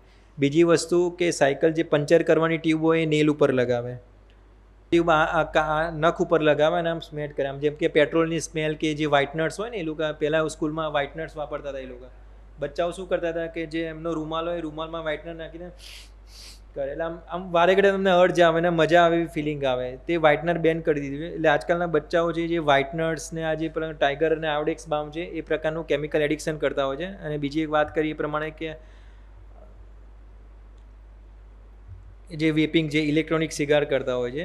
એટલે અત્યારની જનરેશન બહુ જ સ્માર્ટ થઈ ગઈ છે. આજે આપણે વાત કરીએ પ્રમાણે ઇલેક્ટ્રોનિક સિગાર, આજે ઇલેક્ટ્રોનિક સિગાર કીધી છે એ નોર્મલ સિગરેટ કરતાં બી એમાં 6000 સિગાર આવે છે. આ લેટેસ્ટ વેપિંગ છે, એટલે જ ગવર્મેન્ટે બંધ કરી દીધી છે. તો પણ એ લોકો બ્લેકમેલ કરીને આ પંચર કરવાની ટ્યુબ, બચ્ચાઓ શું કરે કે પંચર કરવાની ટ્યુબ એ નીલ પર એપ્લાય કરે અને વારે ઘડે સ્મૂથ કરે. એટલી આમ ફીલ કરે કે તમે દારૂ કે સ્મોકિંગ તો પછીની વસ્તુ છે, આમ એકદમ હાઈ ફિલિંગ આવે. આનાથી શું થાય કે તમારું લાઈફનું બધું સ્ટ્રેસ દૂર કરી જાઓ અને આમ એકદમ મજા આવે ફિલિંગ આવે. તો આ લેટેસ્ટ પ્રકારના એડિક્શન છે. એના લીધે લોકો, અમારે કેસીસ એડમિટ થાય છે 9મા ધોરણમાં, 10મા ધોરણમાં, 12મા ધોરણવાળા બાળકોએ. આમાં મેઇન ખાસિયત એવી હોય છે કે એ લોકોના સ્કૂલમાં જે પાન પાર્લરવાળા કે કોઈ પણ એના ફ્રેન્ડ્સ હોય છે, સિનિયર ફ્રેન્ડ્સ હોય છે, એ લોકો સૌથી પહેલાં એ લોકોને ફ્રીમાં આપે. અને ફ્રીમાં આપે એટલે પછી એ લોકોને મજા આવે, પછી એ લોકોને પેડલર તરીકે યુઝ કરે. મતલબ કે તારે હવે જોતું હોય તો તારે મતલબ 500 રૂપિયા કે 1000 રૂપિયા આપવા પડશે. એમ કરીને એને આ રીતે ઇન્વોલ્વ કરતા હોય છે. અને પછી એટલા એડિક્ટેડ કરીને એમ એ લોકોને ઇમોશનલી બ્લેકમેલ કરે કે જો હવે તું આ નહીં લે તો આ જે પણ ફોટાસ છે કે તું વ્યસન કરે છે એ તારા મમ્મી પપ્પાને અથવા સ્કૂલના ટીચરને કરી દે. એટલે એ લોકોને સરેન્ડર કરી દે. આના લીધે બાળકો છે એડિક્શન તરફ થતા હોય છે. ઘણા બધા કેસીસ એવા જ બી આવ્યા હોય છે કે એ લોકોને મેન્ટોર્સ હોય, મતલબ આપણે NID કે SEP કે જે ફેશન ડિઝાઇનિંગવાળા સ્ટુડન્ટ્સ હોય છે એ નોન ગુજ્જુ મતલબ અલગ અલગ કન્ટ્રીઝમાંથી અથવા અલગ અલગ સ્ટેટમાંથી આવતા હોય છે. એ લોકોને એવું બ્રેન વોશ કરતા હોય છે સિનિયર્સે કે તું આટલી ક્વોન્ટિટીમાં આટલું લઈશ ગાંજો કે વીડ કે આમ પફ જેવું હોય છે કે જેનાથી શું તારું સબકોન્શિયસ માઇન્ડ એક્ટિવ થશે અને તમારામાં ક્રિએટિવિટી આવશે. એમ કરીને એ લોકો એડિક્ટેડ બનાવતા હોય છે, પણ એ લોકોનું બ્રેન વોશ કરેલતા હોય છે. એમ કરીને એ લોકો એડિક્ટેડ થઈ જાય છે અને એવું એ લોકોને નામ આપે કે મેડિકલ મેરીજુઆના. મતલબ કે અત્યારે ગવર્મેન્ટે બી વચ્ચે ન્યૂઝપેપરમાં એવું કર્યું હતું, એ મેડિકલ મેરીજુઆના કરતા હતા કે મતલબ કે આટલા ક્વોન્ટિટીમાં તમે લો તો તમારા કેન્સર્સ અથવા તો બોડી પેઇન અથવા તો એ બધું રિલેક્સ થઈ જશે. તો બચ્ચાઓ એનો મિસયુઝ કરે કે પપ્પા આ તો મેડિકલ મેરીજુઆના છે, મતલબ આનાથી તમારું માઇન્ડ એક્ટિવ થાય, તમારા 10-12 કલાક સુધી તમે વાંચી શકો, એકાગ્રતા વધે. એમ કરીને લોકો એડિક્ટેડ થતા હોય છે. બીજું આપણે જોઈએ છે કે સેક્સ્યુઅલ પ્રોબ્લેમ્સ. અત્યારે કોઈ પણ ન્યૂઝપેપરમાં જોયું કે આસપાસ જોયું IVF, ટેસ્ટ ટ્યુબ બેબી, રાતોરાત આટલું કલ્ચર કેમ વધી રહ્યું છે? એનું મુખ્ય કારણ છે કે સેક્સ્યુઅલ પ્રોબ્લેમ્સ એટલા વધી રહ્યા છે. બધાને ખબર હશે કે પહેલાં જે બા દાદાની ઉંમર હતી એમાં 45 કે 50 વર્ષે મેનોપોઝ ચાલુ થતું હતું. અત્યારે અમે સેક્સ્યુઅલ ક્લિનિક ચલાવીએ અથવા તો વિમેન્સ એમ્પાવર ક્લિનિક ચલાવીએ, એમાં બધી યંગસ્ટર્સ જે ન્યૂલી મેરિડ કપલ્સ હોય લગભગ 30 કે 35 વર્ષની ઉંમરે એ લોકોને પીરિયડ્સમાં તકલીફ થતી હોય છે અને મેનોપોઝ ચાલુ થઈ જતું હોય છે. આની પાછળનું મેઇન કારણ છે કે સ્ટ્રેસ, એડિક્શન અને બીજું તમારું જંક ફૂડ. તમારી લાઇફસ્ટાઈલ એટલી નથી જેના લીધે પીરિયડ્સમાં ને એમાં તકલીફ થતી છે. બીજી વસ્તુ કે નાના બાળકો, યંગસ્ટર્સ આપણે જોતા હોય છે કે સિગરેટ વિગરેટ પીતા હોય અથવા તો આ જે ઇલેક્ટ્રોનિક કન્ટિન્યુઅસ મોબાઈલ રમતા હોય છે અથવા તો ફોનમાં ચાલુ મોબાઈલ તમારા પોકેટ્સમાં રાખતા હોય તો પ્રાઇવેટ પાર્ટની નજીક હોય તો રેડિયેશનના લીધે અથવા તો ડાયટરી હેબિટ્સના લીધે અથવા તો લાઇફસ્ટાઈલ સરખી ના હોય, એંગર કરતા હોય, એના લીધે તેમનો સેક્સ્યુઅલ પાવર ઓછો થતો હોય છે. અને ધીરે ધીરે ઘણા બધા 28-29 વર્ષના ન્યૂલી મેરિડ કપલ્સ યંગસ્ટર્સ આવે કે સાહેબ બાળક રાખવામાં તકલીફ થાય છે અથવા તો લિંગમાં પ્રોબ્લેમ થાય છે, તો એના લીધે એ લોકોને કન્ટિન્યુઅસ ઇનફર્ટિલિટીના ચાન્સીસ વધી જતા હોય છે.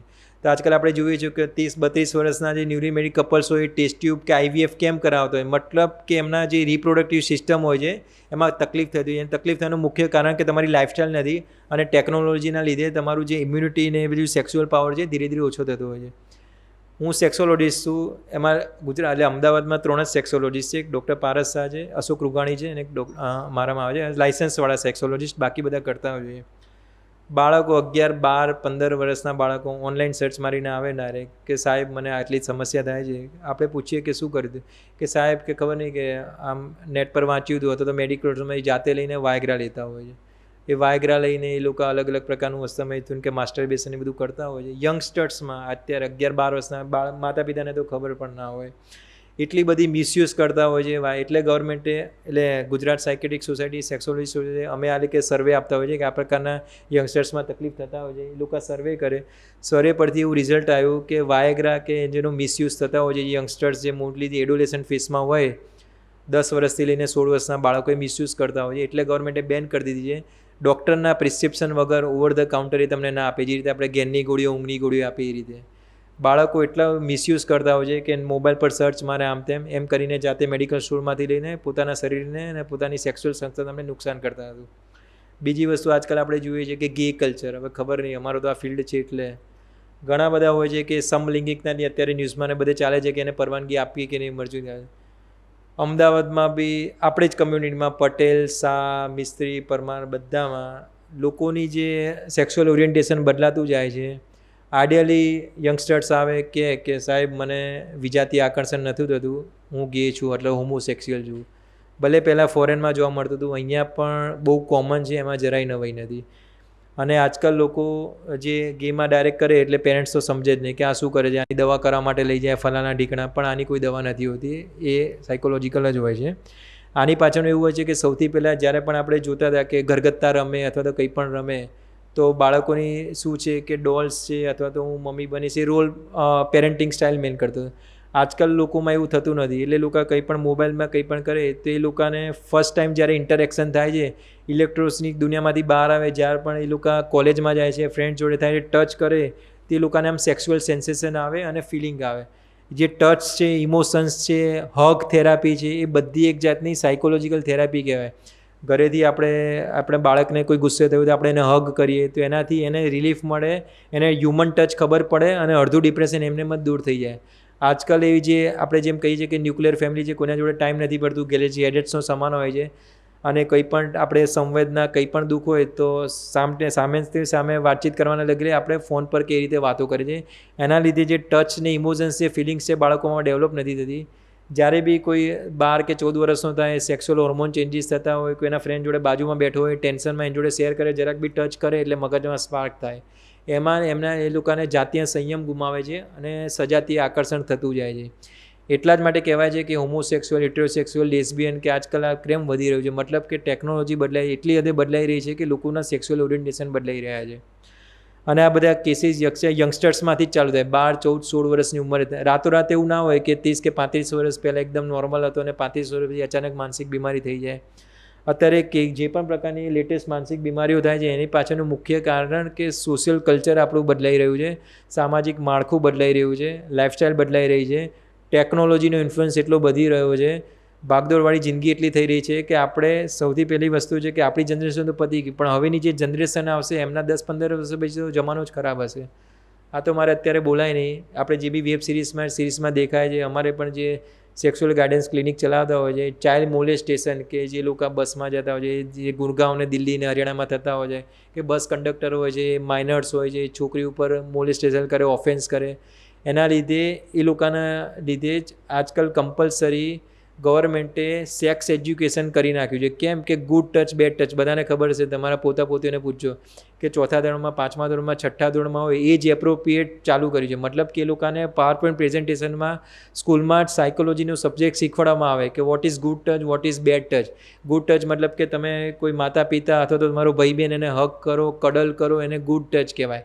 બેડ ટચ મતલબ કે સ્ટ્રેન્જર, એ લોકોને 4થા ધોરણમાં કે 7 કે 8 વર્ષનું બાળક હોય એને કમ્પલસરી સ્કૂલના સિલેબસમાં જ નાખ્યું છે સાયકોલોજીનો સબ્જેક્ટ, કે એમાં તમને શીખવાડે કે તમે સેક્સ્યુઅલી એક્સપ્લોર્ડ ના થાઓ. મતલબ કોઈ અજાણ્યો વ્યક્તિ તમને ટચ કરે તો એને બેડ ટચ કહેવાય. એના કોડવર્ડ, એના સિગ્નલ્સ એ અમારે શીખવાડવા પડતા હોય છે, જેના લીધે કોઈ ઓથોરિટી પર્સન કે જે અમુક લોકો હોય છે એ સેક્સ્યુઅલી એડિક્ટેડ હોય, પરવર્ટેડ હોય. મતલબ કે આજકાલ આપણે જોઈએ છીએ કે લોકો કોઈ પણ વ્યક્તિ જ્યારે બી તમે સ્ટ્રેસમાં હોય એટલે એ લોકો એડિક્શન તરફ વળતા હોય છે, અથવા તો કમ્પન્સેટરી તમારામાં સેક્સ્યુઅલ હોર્મોન જનુનીવાળું વધી જાય. એટલા જ માટે એની સમય સૂચકતા ના હોય. મતલબ એ માઇનર છે, વૃદ્ધા છે, બાળક છે, કશી જ ખબર ના હોય. એનો આવેશ દૂર કરવા માટે એ વિક્ટિમ થતો હોય છે, જેના લીધે સમાજના લોકો આટલા જે નાદાન બાળકો છે માસૂમ ભોગ બનતા હોય છે. આ બાળકોને એટલા બધા હોય છે કે કોઈને કહી ના શકતા હોય, ડર હોય અથવા ઇમોશનલી બ્લેકમેલ કરતા હોય છે. આગળ જતાં ધીરે ધીરે એ લોકોનો સ્વભાવ ચેન્જ થાય, ડિપ્રેશન, હતાશા, સુસાઇડના અટેમ્પ્ટ કરતા હોય છે. આજકાલ નાના બાળકો અથવા તો સુસાઇડના આંકડા જુઓ, નવી લાગશે કે રાતોરાત કેમ વધી ગયા છે. એનું કારણ કે એ લોકોમાં કંઈ ના કંઈ રીતે સ્ટ્રેસ હોય છે, તણાવ હોય છે, મોટા લોકો એના ઉપર જુલ્મ કરતા હોય છે. એ વખતે કહી નથી શકતા, પણ જ્યારે 18, 20, 22, 24 વર્ષના થાય છે ત્યારે આ બધું જે બાળપણમાં ખરાબ સંઘર્ષ થયા હોય, પરિક્રમણ થાય, બધું બહાર આવીને લોકો થતા હોય છે. એના જ માટે ગવર્મેન્ટે ડિક્લેર કર્યું છે આ જે લાઇફસ્ટાઈલ છે, ટેકનોલોજી છે, એ ઓફિશિયલી સર્વે કર્યું કે આગળના 10-15 વર્ષ પછી જમાનો ખરેખર ભયંકર આવવાનો છે. તમારી માનસિક સ્વાસ્થ્ય તમારે જાળવી જ રાખવું પડશે, નહીંતર આગળ જતાં તકલીફ થાય. એટલે જ માટે ઓફિશિયલી લોકોએ સ્કૂલમાં કમ્પલસરી સાયકોલોજીસ્ટ રાખે છે, સાયકેટિસ્ટના દર 3 મહિને લેક્ચર રાખે છે. કોર્પોરેટ કલ્ચર કોઈ બી જગ્યાએ જાઓ હેલ્થ ટોક રાખે છે માનસિક આરોગ્ય અને માનસિક સ્વાસ્થ્ય વિશે. અને આજે આપણે ટીવી મીડિયામાં કંઈ પણ જુઓ તેમાં નોર્મલી બેકગ્રાઉન્ડમાં કંઈ પણ એ લોકો કંઈ ના કંઈ રીતે માનસિક સ્વાસ્થ્ય, એડિક્શન, વ્યસન મુક્તિ અથવા તો બાળકોની ઉપર એ બતાવતા હોય છે. આ પબજી ગવર્મેન્ટે કેમ બેન કરી એનું કારણ જ હતું. બધાને ખબર છે કે પબજીમાં બાળકો કન્ટિન્યુઅસ રાતે 2-2, 3-3 વાગ્યા સુધી એટલું રમતા હતા કે લોકો ઊંઘમાં હેડફોન ભરાઈ દે ને એટલી હદે કે જ્યારે ના રમતા હોય તો ઊંઘમાં ચીસો પડે કે આયો માર એને. માતા પિતા ગભરાઈ જતા હતા કે આને શું થઈ ગયું અચાનક, તો તરત લાવતા હતા. અને તમે કહી દો કે તમે પબજી બંધ કરી દો, તો એક બાળકે તે એવું કર્યું હતું કે જે ફિનાઇલનું બોટલ પી ગયું હતું, સુસાઇડના અટેમ્પ્ટ થવા મળ્યા હતા. એના જ માટે ભયંકરતા સાંભળીને ગવર્મેન્ટે પબજી એડિક્શન જે આ ગેમિંગ ડિસઓર્ડર છે બંધ કરાય છે અને સ્ક્રીન ટાઈમ નક્કી કર્યો છે. છેલ્લા 2 કલાકમાં, છેલ્લા 2 વર્ષથી બધાને ખબર છે કે કોરોનાના ટાઈમમાં બધાએ સ્ક્રીન ટાઈમ વધી જતો હતો, જેના લીધે બધાને તકલીફ હતી. તો ગવર્મેન્ટે નક્કી કર્યું છે કે તમે જો 3 વર્ષથી નીચેનું બાળક હોય તો એને સ્ક્રીન ટાઈમ તો આપવો જ ના જોઈએ. 3 થી 6 વર્ષનું બાળક હોય એને મેક્સિમમ કલાક જ આપવો જોઈએ, અને 5 વર્ષથી 14 વર્ષનું બાળક હોય એને મેક્સિમમ 2 કલાક સુધી સ્ક્રીન ટાઈમ આપવો જોઈએ. અને જો એડોલેસન્ટ 18 વર્ષથી ઉપર આવે એને 6 કલાકથી વધારે સ્ક્રીન ટાઈમ ના હોવો જોઈએ. આ 6 કલાક મતલબ એવું નહીં કે કોઈ આઈટીનો છે, સ્કૂલનો પ્રોજેક્ટ આપ્યો કે મારે કોઈ પાવર પોઈન્ટ પ્રેઝન્ટેશન બનાવવું છે તો હું 8-10 કલાક કામ કરું, એ પ્રોડક્ટિવ કામ થયું. 6 કલાક મતલબ અનનેસેસરી, અનપ્રોડક્ટિવ કામ. મતલબ એમાં તમે કોઈની જોડે સર્ફિંગ કરો કારણ વગરનું, ગેમ રમો અથવા તો ઓનલાઈન શોપિંગ કરો, ગેમ્બલિંગ કરો, ટ્રેડિંગ કરો, એ અનપ્રોડક્ટિવ કામ કર્યું. મતલબ કે કારણ વગરનો તમે બહુ ઇન્વોલ્વમેન્ટ કરો તો તમારી માનસિકતા ઉપર અસર થાય અને તમારા સ્વભાવ ઉપર અસર થાય. તો છેલ્લે એટલું જ કહેવાય છે કે જ્યારે બી તમારે મેન્ટલ હેલ્થ સારી રાખવી હોય તો 2, 3, 4, 5 પોઈન્ટ છે. સૌથી પહેલાં 6 કે 8 કલાકની ઊંઘ પૂરી થવી જોઈએ. બીજી વસ્તુ, કોઈ બી સિચ્યુએશનમાં ગુસ્સા ઉપર કંટ્રોલ થવો જોઈએ. ત્રીજી વસ્તુ કે આખા 24 કલાકમાંથી 30 કે 35 મિનિટ પોતાના માટે આપો, જેમાં તમે સેલ્ફિશ બનો, સ્વાવલંબી બનો અને એનાલિસિસ કરો કે ગમે તેટલું ટેન્શન આવશે, આઈ લવ માય સેલ્ફ વાળો એટીટ્યૂડ હોવો જોઈએ. ચોથી વસ્તુ, શુદ્ધ પૌષ્ટિક આહાર. એનાથી તમારા જે હેપી હોર્મોન્સ હોય છે, રસાયણો બને છે, મગજને શાંત રાખે છે અને 24 કલાકમાં તમારું ધાર્યું થાય કે ના થાય તમને મૂડ સ્વિંગ્સ નથી આવતા. બીજી વસ્તુ, જ્યારે બી તમારા નજીકના સ્નેહીજનો, મિત્ર સર્કલ, બાળકોમાં વાણી, વર્તન અને વ્યવહારમાં ચેન્જ જોવા મળે તો એની સાથે વાર્તાલાપ કરો, ફ્રેન્ડલી બિહેવિયર કરો. એઝ અ ફ્રેન્ડ તરીકે પૂછો કે તને કોઈ ટેન્શન છે કે નહીં, શું ચાલે છે, શું નહીં. એને એટલી આત્મહત્યા કેળવું કે જેથી એને કંઈ પણ સ્ટ્રેસ હોય તો તમારી સાથે શેર કરે, તમને પણ કંઈ દુઃખ હોય તો તમે એની સાથે શેર કરી શકો, જેના લીધે તમારા મગજ ઉપર લોડ ઓછો થાય. બીજી વસ્તુ કે બાળકોને હંમેશા એવું હોય છે કે વાર્તાલાપ, લેટ્સ ટોક થેરાપી, એવું નહીં કે તું આમ કર, તું તેમ કર, સલાહ સૂચન નહીં આપવાની, એને ખીલવા દો અને એક સારા શ્રોતા બનો. ખાલી સાંભળશો નોર્મલી તો ઓટોમેટિક બાળક પોતાની લાઈફમાં શું ચાલે છે એ બધું વાર્તાલાપ કરશે. પેરેન્ટ્સ શું કરે છે, એને બાળકો સાથે ટાઈમ જ નથી હોતો, એટલે વાર્તા, એટલે આ જ બાળકો જ્યારે ડિપ્રેશનમાં, હતાશામાં હોય છે, કંઈ બી વ્યક્તિ ટ્રાય કરવાનો કરે બાળક તો ઇગ્નોર કરે, અથવા આવું ના હોય, તું છોડને, તું સમજતો નથી, કરને, મૂકને, એમ કહીને ઇગ્નોર કરતા હોય છે. ત્યારે જ આ બાળકો શું કરે કે ઓનલાઈન ચેટિંગ કરે અથવા તો કોઈ ફ્રેન્ડ્સ જોડે મળે. હવે ફ્રેન્ડ એને સલાહ આપે કે આમાં તો શું છે, એટલે એને આમ કરી દે, અથવા તો ચાલ આમ જઈએ, તેમ જઈએ. એટલે એની ઉંમરની જે મેચ્યોરિટી હોય એ પ્રમાણેની સલાહ એને ફોલો કરવાનું ચાલુ કરે. અને આપણી જે તમે આટલું એક્સપિરિયન્સ હોય, તમે દુનિયા જોઈ, દુનિયા ક્યાં જાય છે, તમારો અનુભવ શું છે, એ તમે બાળકોને આપી જ નથી શકો, કારણ કે વાર્તાલાપ જ નથી થતું. આ જ બાળકો ધીરે ધીરે મોબાઈલમાં ગૂગલ સર્ચ કરે, બીજા કોઈ એના જેવા ફ્રેન્ડ્સ હોય એને સલાહ સૂચન આપે, એમ કરી એને ફોલો કરવા મળે. અને બીજું કે આ સોશિયલ મીડિયામાં જે પણ બતાવતા હોય એ ખાલી કાલ્પનિક હોય. એ લોકો બાળકો માની લે કે આ જ દુનિયા છે, દુનિયામાં આવું જ કરવું જોઈએ, આનાથી જ આપણને મજા આવે. વચ્ચે ગઈકાલે જ એક પેરેન્ટ્સ હતું, પેરેન્ટ્સ કમ્પ્લેન લઈને આવ્યું હતું કે સાહેબ આ ગવર્મેન્ટ કે એવું નથી કરી શકતી કે આ જે ટીવીમાં એડ બધી આવે છે, કારણ કે 5 વર્ષની બાળકી હતી, અહીં GGI સ્કૂલમાં મળતી હતી, એ ઓલું સ્કૂલમાં ટીવીમાં એડ આવતી હતી, ઓલું આપણે કહ્યું વિમલની કંઈક એડ આવે છે, ઇલાયચીવાળી, બધાને ખબર હોય તો શાહરૂખ ખાન હોય છે, અક્ષય કુમાર હોય છે અને સલમાન ખાન હોય છે. હવે અક્ષય કુમાર એનો ફેવરિટ હીરો હતો એ છોકરીનો. તો એ જ્યારે જુબાન કેસરી આવે એટલે કે મમ્મી આ શું છે, કે લાને મારે આ ખાવું છે. એટલે મમ્મી શું કે ના, અક્ષય કુમાર તો સારો હીરો છે ને, એ તો રોલ મોડલ છે, કે આવી જે ટીવીસમાં આવે છે લોકો એને ફોલો કરે છે, એ ખાય મતલબ એ સારું જ ખાતો હશે ને. તેણે જીદ કરી કમ્પલસરી કે મારે આ ખાવું જ છે, નહીં ખાપી આ તો રિસાઈ આપી. તેની મમ્મી એને સમજાવ્યું કે આ તમાકુ કહેવાય, ટોબેકોની એડ છે, પણ ટોબેકોની એડ ડાયરેક્ટ ના આપી શકે, એ લોકો ઇલાયચીના નામે એ લોકોને ફેવર કરતા હોય છે. તે છોકરીના મગજમાં એવું હતું કે આ જે સેલિબ્રિટીઝ છે, રોલ મોડલ છે, એ કોઈ વ્યક્તિ કરે એટલે આપણે એને બ્લાઇન્ડલી ફોલો કરવું જ જોઈએ.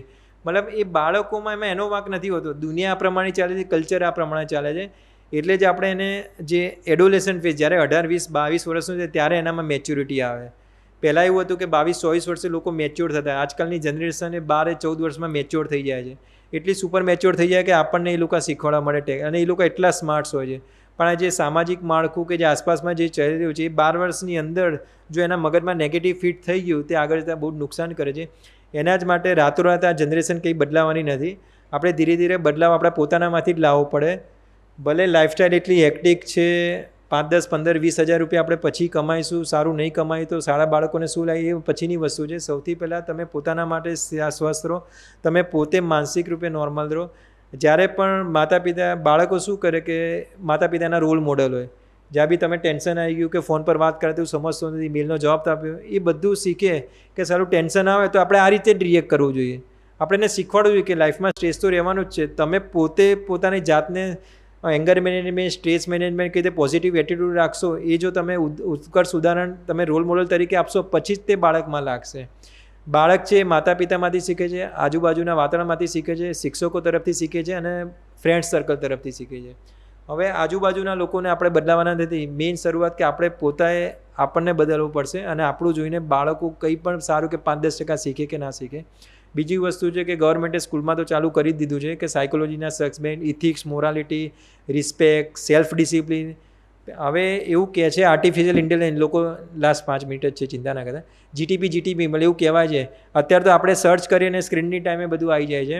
રિસર્ચ એવું કહે છે કે 5 વર્ષમાં આપણે જે વિચારીશું આંખોની કીકીની સાઇઝ પરથી આપણને ગેજેટ છે એ કેમેરો નક્કી કરી શકશે કે તમે શું વિચારો છો, અને સર્ચ કે ટચ કર્યા વગર તમારી સ્ક્રીન સામે બધું આવી જશે. એટલી આર્ટિફિશિયલ ઇન્ટેલિજન્સ ટેકનોલોજી આવી છે. સ્કૂલનો ગવર્મેન્ટનો કરિક્યુલમ બદલાઈ ગયો છે. કેમ્બ્રિજ ગવર્મેન્ટ, CBSE, GCSB, પહેલાં એ લોકો શીખવાડતા હતા 1+1 = 2 બુક, કશું નહીં, મેથેમેટિક્સ પછી. એટલે કે એવું કહે છે કે ચેટ જીટીપી મતલબ કે આર્ટિફિશિયલ ઇન્ટેલિજન્સ આવશે, બાળકોને મગજ કે કેલ્ક્યુલેશનની જરૂર નથી. બાળકો અત્યારે શું નથી શીખી રહ્યા કે સંયમ, discipline, manners, ethics, religious, spirituality, એ બધાનો અભાવ રહે છે. ટેકનોલોજી છે, મેથેમેટિક્સ ને એ બધું કવર કરી નાખશે, એનો કોઈ સવાલ નથી. એટલે જ આખો જે સિલેબસ છે એ ગવર્મેન્ટ હવે ધીરે ધીરે બદલી રહ્યો છે. સાયન્સ, મેથ્સ એ બધું નોર્મલ જે બેઝિક છે આવડે તો બી ઠીક છે, ના આવડે તો બી ટેકનોલોજીથી કરી જ નાખવાનું છે. એને ભલે મેથ્સમાં 0 કે 5 મારશે, પણ એને એટલું ટેકનોલોજી આવડતી હશે ને કે કોમ્પ્યુટર જ એનું મેથેમેટિક્સનું કામ કરી નાખશે. એટલે અત્યારે તમારે એને સાયન્સ શું છે, આ શું છે, ભલે ક્યુરિયોસિટી હોય છે, એના નોલેજ માટે શીખે બરાબર છે. બાકી ગૂગલ સર્ચ કરશે, Alexa what is the earth, what are the 3 different kind of the syllabus, તે ટેકનોલોજી એને કાનમાં કહીને એને નોલેજ પૂરું પાડી આપશે, અને અડધું કામ તો એ પોતે જ કરી નાખશે. બાળકને પોતાને મગજ ચલાવવાની જરૂર નહીં પડે આગળના 5-10 વર્ષમાં. ટેકનોલોજી એટલી રોબોટિકવાળી આવી જવાના છે. જરૂર ક્યાં પડશે? ટેકનોલોજી એને નહીં શીખવાડે કે વડીલો સામે કઈ રીતે વર્તન કરવું, ગુસ્સા ઉપર કઈ રીતે કંટ્રોલ રાખવો, સેલ્ફ રિસ્પેક્ટ કઈ રીતે રાખવું, આપણું આધ્યાત્મિક શું છે, સ્પિરિચ્યુઅલિટી શું છે, મોરાલિટી શું છે, આ બધું ટીચરે, શિક્ષકે, વડીલે કે એના સગાવાલાએ કે મિત્રોએ જ એને આપવું પડશે, તો જ એની પર્સનાલિટી નોર્મલ રહેશે.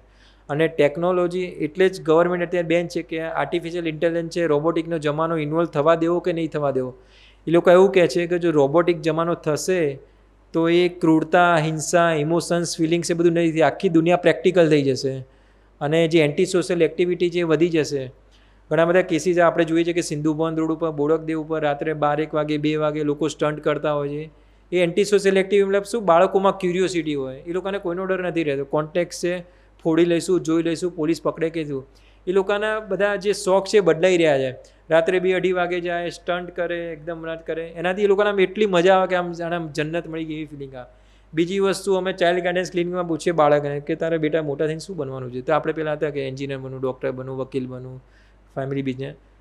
બાળકો એવું કે મારે હેકર્સ બનવું છે, યુટ્યુબર્સ બનવું છે, મતલબ કે એ લોકોના આખા શોખ જ બદલાઈ રહ્યા છે. મેં તું કેમ હેકર્સ? કે સાહેબ તને નથી ખબર કે આ 14 વર્ષનો જે હેકર્સ હતો એને યુટ્યુબ પર ચેનલ બનાવી, એના આટલા સબસ્ક્રાઈબર છે, એને આટલા લોકો ફોલો કરે છે, આટલા લાખો રૂપિયા એ લોકો મહિનાના કમાય છે ભણ્યા વગર. એટલે કન્ટિન્યુઅસ બાળક પોતાની જાતને જ મોબાઈલમાં જીદ કરે અથવા તો ગેજેટ્સ કરે, અને એટલો મોબાઈલમાં એક્ટિવ થઈ જાય ને એને એવું જ લાગે કે આ જ દુનિયા છે અને આ જ દુનિયા છે. પણ એ ખોટી હોય છે, એ બધું પેડ સેલેરી હોય છે. આવા કરોડોમાં એક હેકર્સ હોય જે આટલું કમાતો હોય છે, એ પણ અલગ વસ્તુ હોય છે. પણ આજકાલની જનરેશનનું એટલું બ્રેન વોશ થયેલું છે, ટેકનોલોજી એટલું છે, એ લોકો ખબર નહીં શું જોતા હોય છે શું નહીં. એ લોકોનો આખો જે લાઈફસ્ટાઈલ પ્રત્યેનો જે પર્સ્પેક્ટિવ છે એ બદલાઈ રહ્યો છે. એ લોકોને યુટ્યુબર્સ બનવું છે, હેકર્સ બનવું છે, ગેમિંગ ડિઝાઇનર બનવું છે, એટલું બને કે એ લોકોને એવું જ છે કે બસ આ જ દુનિયા છે અને આમાંથી તમને અઢળક પૈસા મળે છે. જેના લીધે એ લોકો ટેકનોલોજીથી ડિપેન્ડ થઈ રહ્યા છે, અને જે બિહેવિયર્સની ઇમોશન્સ પ્રોબ્લેમ આવે છે એ લોકોને ના પાડીએ તો કઈ રીતે રિએક્ટ કરવું એ ના સહન જ નથી થતી. બીજું વસ્તુ કે હું કહું એ જ સાચું, બાકી બધા ખોટા, તમે કેમ કહું, હું શું કામ માનું, આ બધા એમના વર્ડ્સ હોય છે જેમાં તમે કશું ના બોલી શકો, તમારે મ્યુટ જ થવું પડે, કારણ કે તમે એને પહોંચી જ ના આવડો. એટલા સ્માર્ટ હોય છે, એના મગજમાં એવું ચાલતું હોય છે કે પેરેન્ટ્સને કે માતા પિતાને આ જવાબ આપીશ તો એનો કયો જવાબ આપશે પહેલેથી જ કેલ્ક્યુલેશન હોય, એટલે એવો જવાબ આપે કે તમારે સરેન્ડર જ કરવું પડે. એટલા સ્માર્ટ હોય, એમનું આઈક્યુ ઓવર ઇન્ટેલિજન્ટ.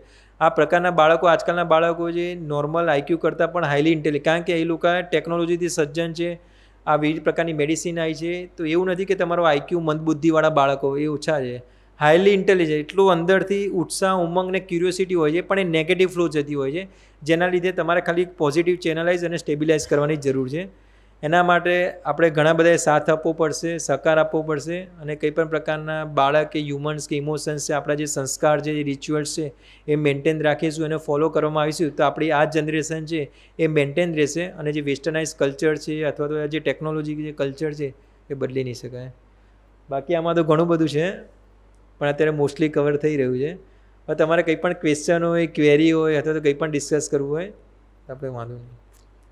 અત્યારે લેટેસ્ટમાં અત્યારે યંગસ્ટર્સમાં કે અત્યારે નોર્મલ સાયકેટ્રી સબ્જેક્ટ શું છે અને આસપાસ શું ચાલી રહ્યું છે એ છે. આમાં બધું જ આવી ગયું. આમાં લગભગ અમારે અત્યારે તો કોઈ પણ સાયકેટ્રીની ઓપીડી રોગ તો હવે એવું પહેલાં જેવું નથી રહ્યું કે હું માનસિકના ડૉક્ટર પાસે જાઉં છું. યંગસ્ટર્સ એ પીજીમાં છોકરાઓ રહેતા હોય છે, એકલા સામેથી આવે કે સાહેબ મજા નથી આવતી, ડિપ્રેશન આવે છે, કશું મજા, મને કાઉન્સેલિંગ કરાવો અથવા તો મને દવા આપો. કપલ્સ પણ સામેથી આવે કે સાહેબ હમણાંથી ખબર નહીં એટલું બધું કકડાટ વધી રહ્યો છે કે અમારે આમાંથી બહાર આવવું છે. છોકરાઓની સામે લડાઈ ઝઘડા થઈ જાય છે, એકબીજા સામે બોલાઈ જાય છે, પછી પસ્તાવો થાય કે અમે સામેથી મરેટલ કાઉન્સેલિંગ માટે આવતા હોય છે. તો એડિક્શન માટે લોકો સામેથી કહે કે સાહેબ હવે જવાનીમાં ઠીક છે, મજા માટે પીધી હોય, શોખ માટે, પણ હવે શરીરનું ધ્યાન આપવું છે, ફ્યુચર વિશે પણ બરાબર દેખાતું નથી, બાળકો સમાજમાં ખરાબ દેખાય છે, તો સામેથી ડી એડિક્શન માટે આવે છે. એટલે હવે એવું કોઈ સ્ટિગ્મા કે એવું કોઈ રહ્યું નથી. લોકો સામેથી આવે છે સાયકેટ્રિક્સ પાસે, એટલે સામેથી કાઉન્સેલિંગ કરાઈ જાય છે, દવાઓ લખાઈ જાય છે, અને એટલું સારું કે પોતાને અવેરનેસ આવી છે, સજાગતા આવી છે, મતલબ કે પોતે એટલા સ્ટેબલ રહે, સરસ રહે, મેડિસિન રહે, કાઉન્સેલિંગ રહે. અને હવે તો લોકો પર્સનલ ફિઝિશિયન રાખે છે, પર્સનલ તમારે હેર સ્ટાઇલર રાખો. હવે તો એવો ટ્રેન્ડ છે, ડીપીએસના પ્રિન્સિપલ છે, સામેથી સાયકોલોજી અમને બોલાવે અથવા તમારી ટીમને બોલાવે કે જો મને કોઈ તકલીફ નથી, પણ તમે મારું અસેસ કરો, મારી પર્સનાલિટી ચેક કરો, મને કહો કે મારામાં કઈ વીકનેસ છે અને મારે આમાં કઈ રીતે બહાર આવવું. બીજી વસ્તુ કે હેલ્થ ચેકઅપ પ્લાન ગવર્મેન્ટે કમ્પલસરી, તમે કોઈ પણ જોબમાં જાઓ, સ્કૂલમાં જાઓ, કોલેજમાં જાઓ, હેલ્થ ચેકઅપમાં mental awareness health checkup compulsory કરી નાખ્યું છે. બોડી રિપોર્ટ કરાવે, બધું કરાવે, અલગ વસ્તુ છે. સાયકોલોજીસ્ટને રાખીને તમારું પર્સનાલિટી ચેક કરાવે, તમને ગુસ્સો આવે છે કે નહીં, તમને ઊંઘ આવે છે કે નહીં, તમને ગભરામણ બેચેની થાય છે કે નહીં, ડિસિઝન મેકિંગ પાવર છે કે નહીં, યસ કે નોમાં આન્સર હોય, એના ક્વેશ્ચન આન્સર પરથી ખબર પડે કે તમારી પર્સનાલિટી કઈ ટાઈપની છે, તમારી ઇમોશનલ છો કે નહીં. એ પ્રમાણે તમારી જોબ રિક્રુટમેન્ટ થાય છે. ઇન્ક્રીમેન્ટનો સવાલ આવે, અમારે કોર્પોરેટ ટાઈઅપ છે, એ લોકો કરે, એચઆરવાળા સામેથી પૂછે સીઈઓ કે સાહેબ આ દરેક એમ્પ્લોય છે એનું સાયકોલોજીકલ અસેસમેન્ટ કરો, અમને કહો કે આને પ્રમોશન આપવું કે નહીં, આને કઈ ફિલ્ડમાં નાખવું કે નહીં. આટલે સુધી એ લોકો તૈયાર થયા છે. મતલબ કે સાયકોલોજીકલ અસેસમેન્ટ કમ્પલસરી થઈ રહ્યું છે અને લોકોમાં સજાગતા પણ આવી રહી છે, અને એ સારા માટે જ છે. હવે પહેલાં જેવું સ્ટિગ્મા કે એવું કંઈ રહ્યું નથી. એટલે WHO કીધું છે કે ડાયાબિટીસ, બ્લડ પ્રેશર, લાઇફસ્ટાઇલ છે, મગજ એ શરીરનું એન્જિન કહેવાય. મગજ જેટલું શાંત રાખશો, તમારી બોડી ઇમ્યુનિટી પાવર એકદમ સરસ હેલ્ધી રહેશે. એટલે જ મગજ કે માનસિક બીમારીની કોઈ પણ એ લોકો લાઇફસ્ટાઇલ રિલેટેડ ડિસઓર્ડર કહે છે કે લાઇફસ્ટાઇલ આપણી જેમ ચેન્જ થાય છે એમ ડાયાબિટીસને બ્લડ પ્રેશર થાય છે. તો લાઇફસ્ટાઇલના લીધે જ તમારે માનસિક બીમારી પણ વધી રહેવાની છે. એટલે જ 2035 સુધીમાં જો આ બધાની મેન્ટલ હેલ્થ અવેરનેસ પ્રોગ્રામ કે જો ધ્યાન પર્સનલ નહીં રાખવામાં આવે તો ડાયાબિટીસ, કોલેસ્ટ્રોલ, બીપી તો ઠીક છે, ડિપ્રેશન નંબર 1 ઉપર આવી જશે. બરાબર.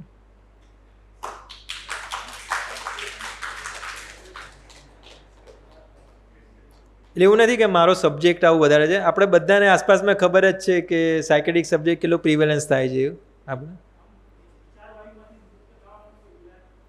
એટલે विचारों में सबसे पहले ऐसा होता है कि रूट कॉज ढूंढना पड़ता है कि हमें किस वजह से स्ट्रेस है, ये फैमिली रिलेटेड है या फिर वर्किंग रिलेटेड स्ट्रेस है, पर्सनल रिलेटेड है, फाइनेंशियल प्रॉब्लम है, दिमाग में कुछ चल रहा है. तो सबसे पहले रूट कॉज चाहिए, हमें अपने आप को डिकोड करना पड़ता है. उसमें सेल्फ एनालिसिस चाहिए, मनोमंथन करना चाहिए कि मैं पहले ऐसे नहीं था, अभी पिछले 3-4-6 महीने से मैं डिस्टर्ब रहता हूँ, इरिटेट रहता हूँ, कुछ मज़ा नहीं आ रहा. तो कौन से रीज़न हो सकते हैं, 1, 2, 3, और उसमें से बाहर आने के लिए मुझे क्या क्या करना चाहिए वो आपको ही पता होगा. कोई साइकोलॉजिस्ट के पास जाओ, ज्योतिष के पास जाओ, तो वो तो ब्लाइंडली 10-15 मिनट आपके साथ बातचीत करेंगे तो वो आपको जज नहीं करेगा. सबसे पहले क्या आता है कि सेल्फ एनालिसिस, मनोमंथन करो. नरेंद्र मोदी वैसा ही बोलते हैं कि अपने आप को सेल्फ इन्वेस्ट टाइम, खुद को पहचानो, खुद को जानो, खुद की कमजोरी क्या है. और अगर खुद भी आपका टनल, जब भी आप स्ट्रेस में होते हो तो वो टनल विजन हो जाता है, मतलब पूरी दुनिया में ब्लैक एंड वाइट लगती है. तो आपका जब भी स्ट्रेस में, तो लाइफ का कभी भी मेजर डिसीजन नहीं लेना चाहिए. कॉमन ह्यूमन साइकोलॉजी है, अगर वो 99% वो गलत ही पड़ता है. तो जब भी स्ट्रेस में होते हो तो आपको जो थरली पहचान, तो आपकी वाइफ हो, स्कूल का फ्रेंड हो, उससे बातचीत करो कि मेरा ये स्वभाव है, अभी मैं इसमें स्टक हो गया हूँ, उसमें से मुझे क्या करना चाहिए. तो उसका ओपिनियन लेके ब्लाइंडली ट्रस्ट करो. फिर भी आपको ऐसे लगे कि नहीं, मैं मेरी कमजोरी खुद को दूसरों को क्यों बताऊं, तो थर्ड ऑप्शन है psychologist, career counsellor, motivational speaker. उसको पढ़ो, उससे बातचीत करो, वो आपको असेस करेंगे कि आपकी ओरिजिनल पर्सनालिटी ये है, आपका वीक पॉइंट ये है. अगर इस सिचुएशन में आपको ऐसे मल्टीप्लाई करोगे तो आप धीरे धीरे अपने आप को मैनेज कर पाओगे, आपकी लाइफ डिकोड कर पाओगे. अगर फिर भी नहीं करे तो लास्ट में ऑप्शन आता है anti anxiety, anti depression medication. Hrithik Roshan, Deepika Padukone, Shabana Azmi, वो लोग क्या करते हैं, लाइफ में स्ट्रेस तो रह गए, बड़े बड़े कंपनी के CEO है, मैनेजिंग डायरेक्टर है, वो सब स्ट्रेस में तो रहेगा ही, वो कोई ऑप्शन ही नहीं है. अलग अलग इतना ज़्यादा एम्पायर होता है, सब मैनेज करना पड़ता है. लेकिन वो सिचुएशन, एनवायरमेंटल फैक्टर की वजह से खुद का स्वभाव चिड़चिड़ा नहीं होना, इसलिए वो लोग एंटी डिप्रेशन चालू ही रखते हैं. वो लोग क्या कि नॉर्मल एंटी डिप्रेशन हो, उससे क्या होता है कि नेगेटिव विचार होता है, कन्फ्यूजिंग इरिटेबिलिटी होती है, वो ब्लॉक हो जाती है, जिसकी वजह से आपका रूटीन मेंटेन रहता है और पॉजिटिविटी मेंटेन रहती है। तो 3 चीज़ें, खुद से अपना ट्राई करो, दूसरा चीज़ है कां तो फिर कोई काउंसलर से मिलो, अगर फिर भी बहुत ज़्यादा डिप्रेशन में लगे हो तो फिर एंटी डिप्रेशन चालू करनी पड़ती है। और लाइफ स्टाइल मैनेजमेंट में वही है कि anger management, stress management, proper sleep 6 to 8 hours of the स्लीप्स and the diet should be normal.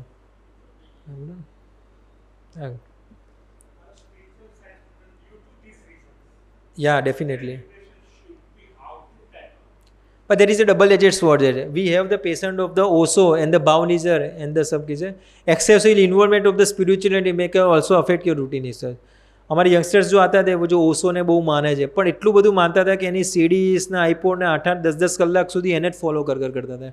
એના લીધે એટલું નેગેટિવ ઇન્ફ્લુઅન્સ થઈ જતું હતું કે એને પોતાનું એક્ઝામને એ પણ દૂર કરતા હતા. એટલે સ્પિરિચ્યુઅલ સાયન્સ ઇઝ ઇન્ક્લુડ. એ સ્પિરિચ્યુઅલ સાયન્સથી તમને આપણે જે કીધી કે આપણું જે કલ્ચર છે, ઇથિક્સ છે, જે સંસ્કૃતિ જે જાળવી રાખવી જોઈએ, એ સ્પિરિચ્યુઅલ સાયન્સમાંથી જ મળે. અને યંગસ્ટર્સ એને ફોલો તો કરે જ છે, પણ અમુક યંગસ્ટર્સ તો એટલું ઓવર ઇન્વોલ્વમેન્ટ થઈ જાય છે કે એના લીધે એ લોકો હિપ્નોટાઇઝ થઈ જાય છે, બ્રેઇન વોશ થેરાપી થઈ જાય. એમાં પછી એ પોતાનો જ વાંક હોય, એવરીથિંગ ઇઝ એક્સેસ ઇઝ હડેસ, કોઈ પણ વસ્તુનો અતિરેક છે, હાનિકારક તો છે જ. એટલે it should be in the well balance. Spiritual science, spiritual psychologist must be there, અને એ હોવું જ જોઈએ. એનાથી તમને આમ અંદરથી આમ એક વિલ પાવર સ્ટ્રોંગ થાય ને એક પોઝિટિવિટી મેન્ટેન થાય. લોકો એટલે સ્પિરિચ્યુઆલિટી તરફ વળતા હોય છે, પણ એ બધાના ઇન્ટરેસ્ટ અલગ અલગ હોય છે. તમારો શોખ કંઈ અલગ હોય, મેડમનો કોઈ શોખ અલગ હોય. એટલે જ એવું કહે કે 25 મિનિટ તમારી લાઈફમાં કોઈ એમાં એવું આપો કે જેમાં તમને શોખ હોય. એ ગમે તે કોઈની જોડે ગપ્પા મારો, ગોસિપિંગ કરો. અમેરિકન સાયકેટિક સોસાયટી એવું કહે છે કે જે ઇન્ડિયન વુમેન્સ હોય ને, ભારતીય નારીઓ, એમાં ડિપ્રેશન ઓછું હોય છે. કેમ? કારણ કે એ લોકો ગોસિપિંગ કરે, ચંચુપાત કરે, ગપ્પા મારે, બીજાની ખોદણી કરે. એટલે ડાયરેક્ટલી કે ઇનડાયરેક્ટલી એ જે ફ્રસ્ટ્રેશન છે પોઝિટિવલી ચેનલાઇઝ થઈ જાય છે. એટલે વાર્તાલાપ કરો, ભલે કરો કે ના કરો, એનાથી તમારું મન હલકું થઈ જાય અને રિવેન્જ એટલે બદલાની ભાવના છે સેટિસ્ફાઈડ થઈ જાય.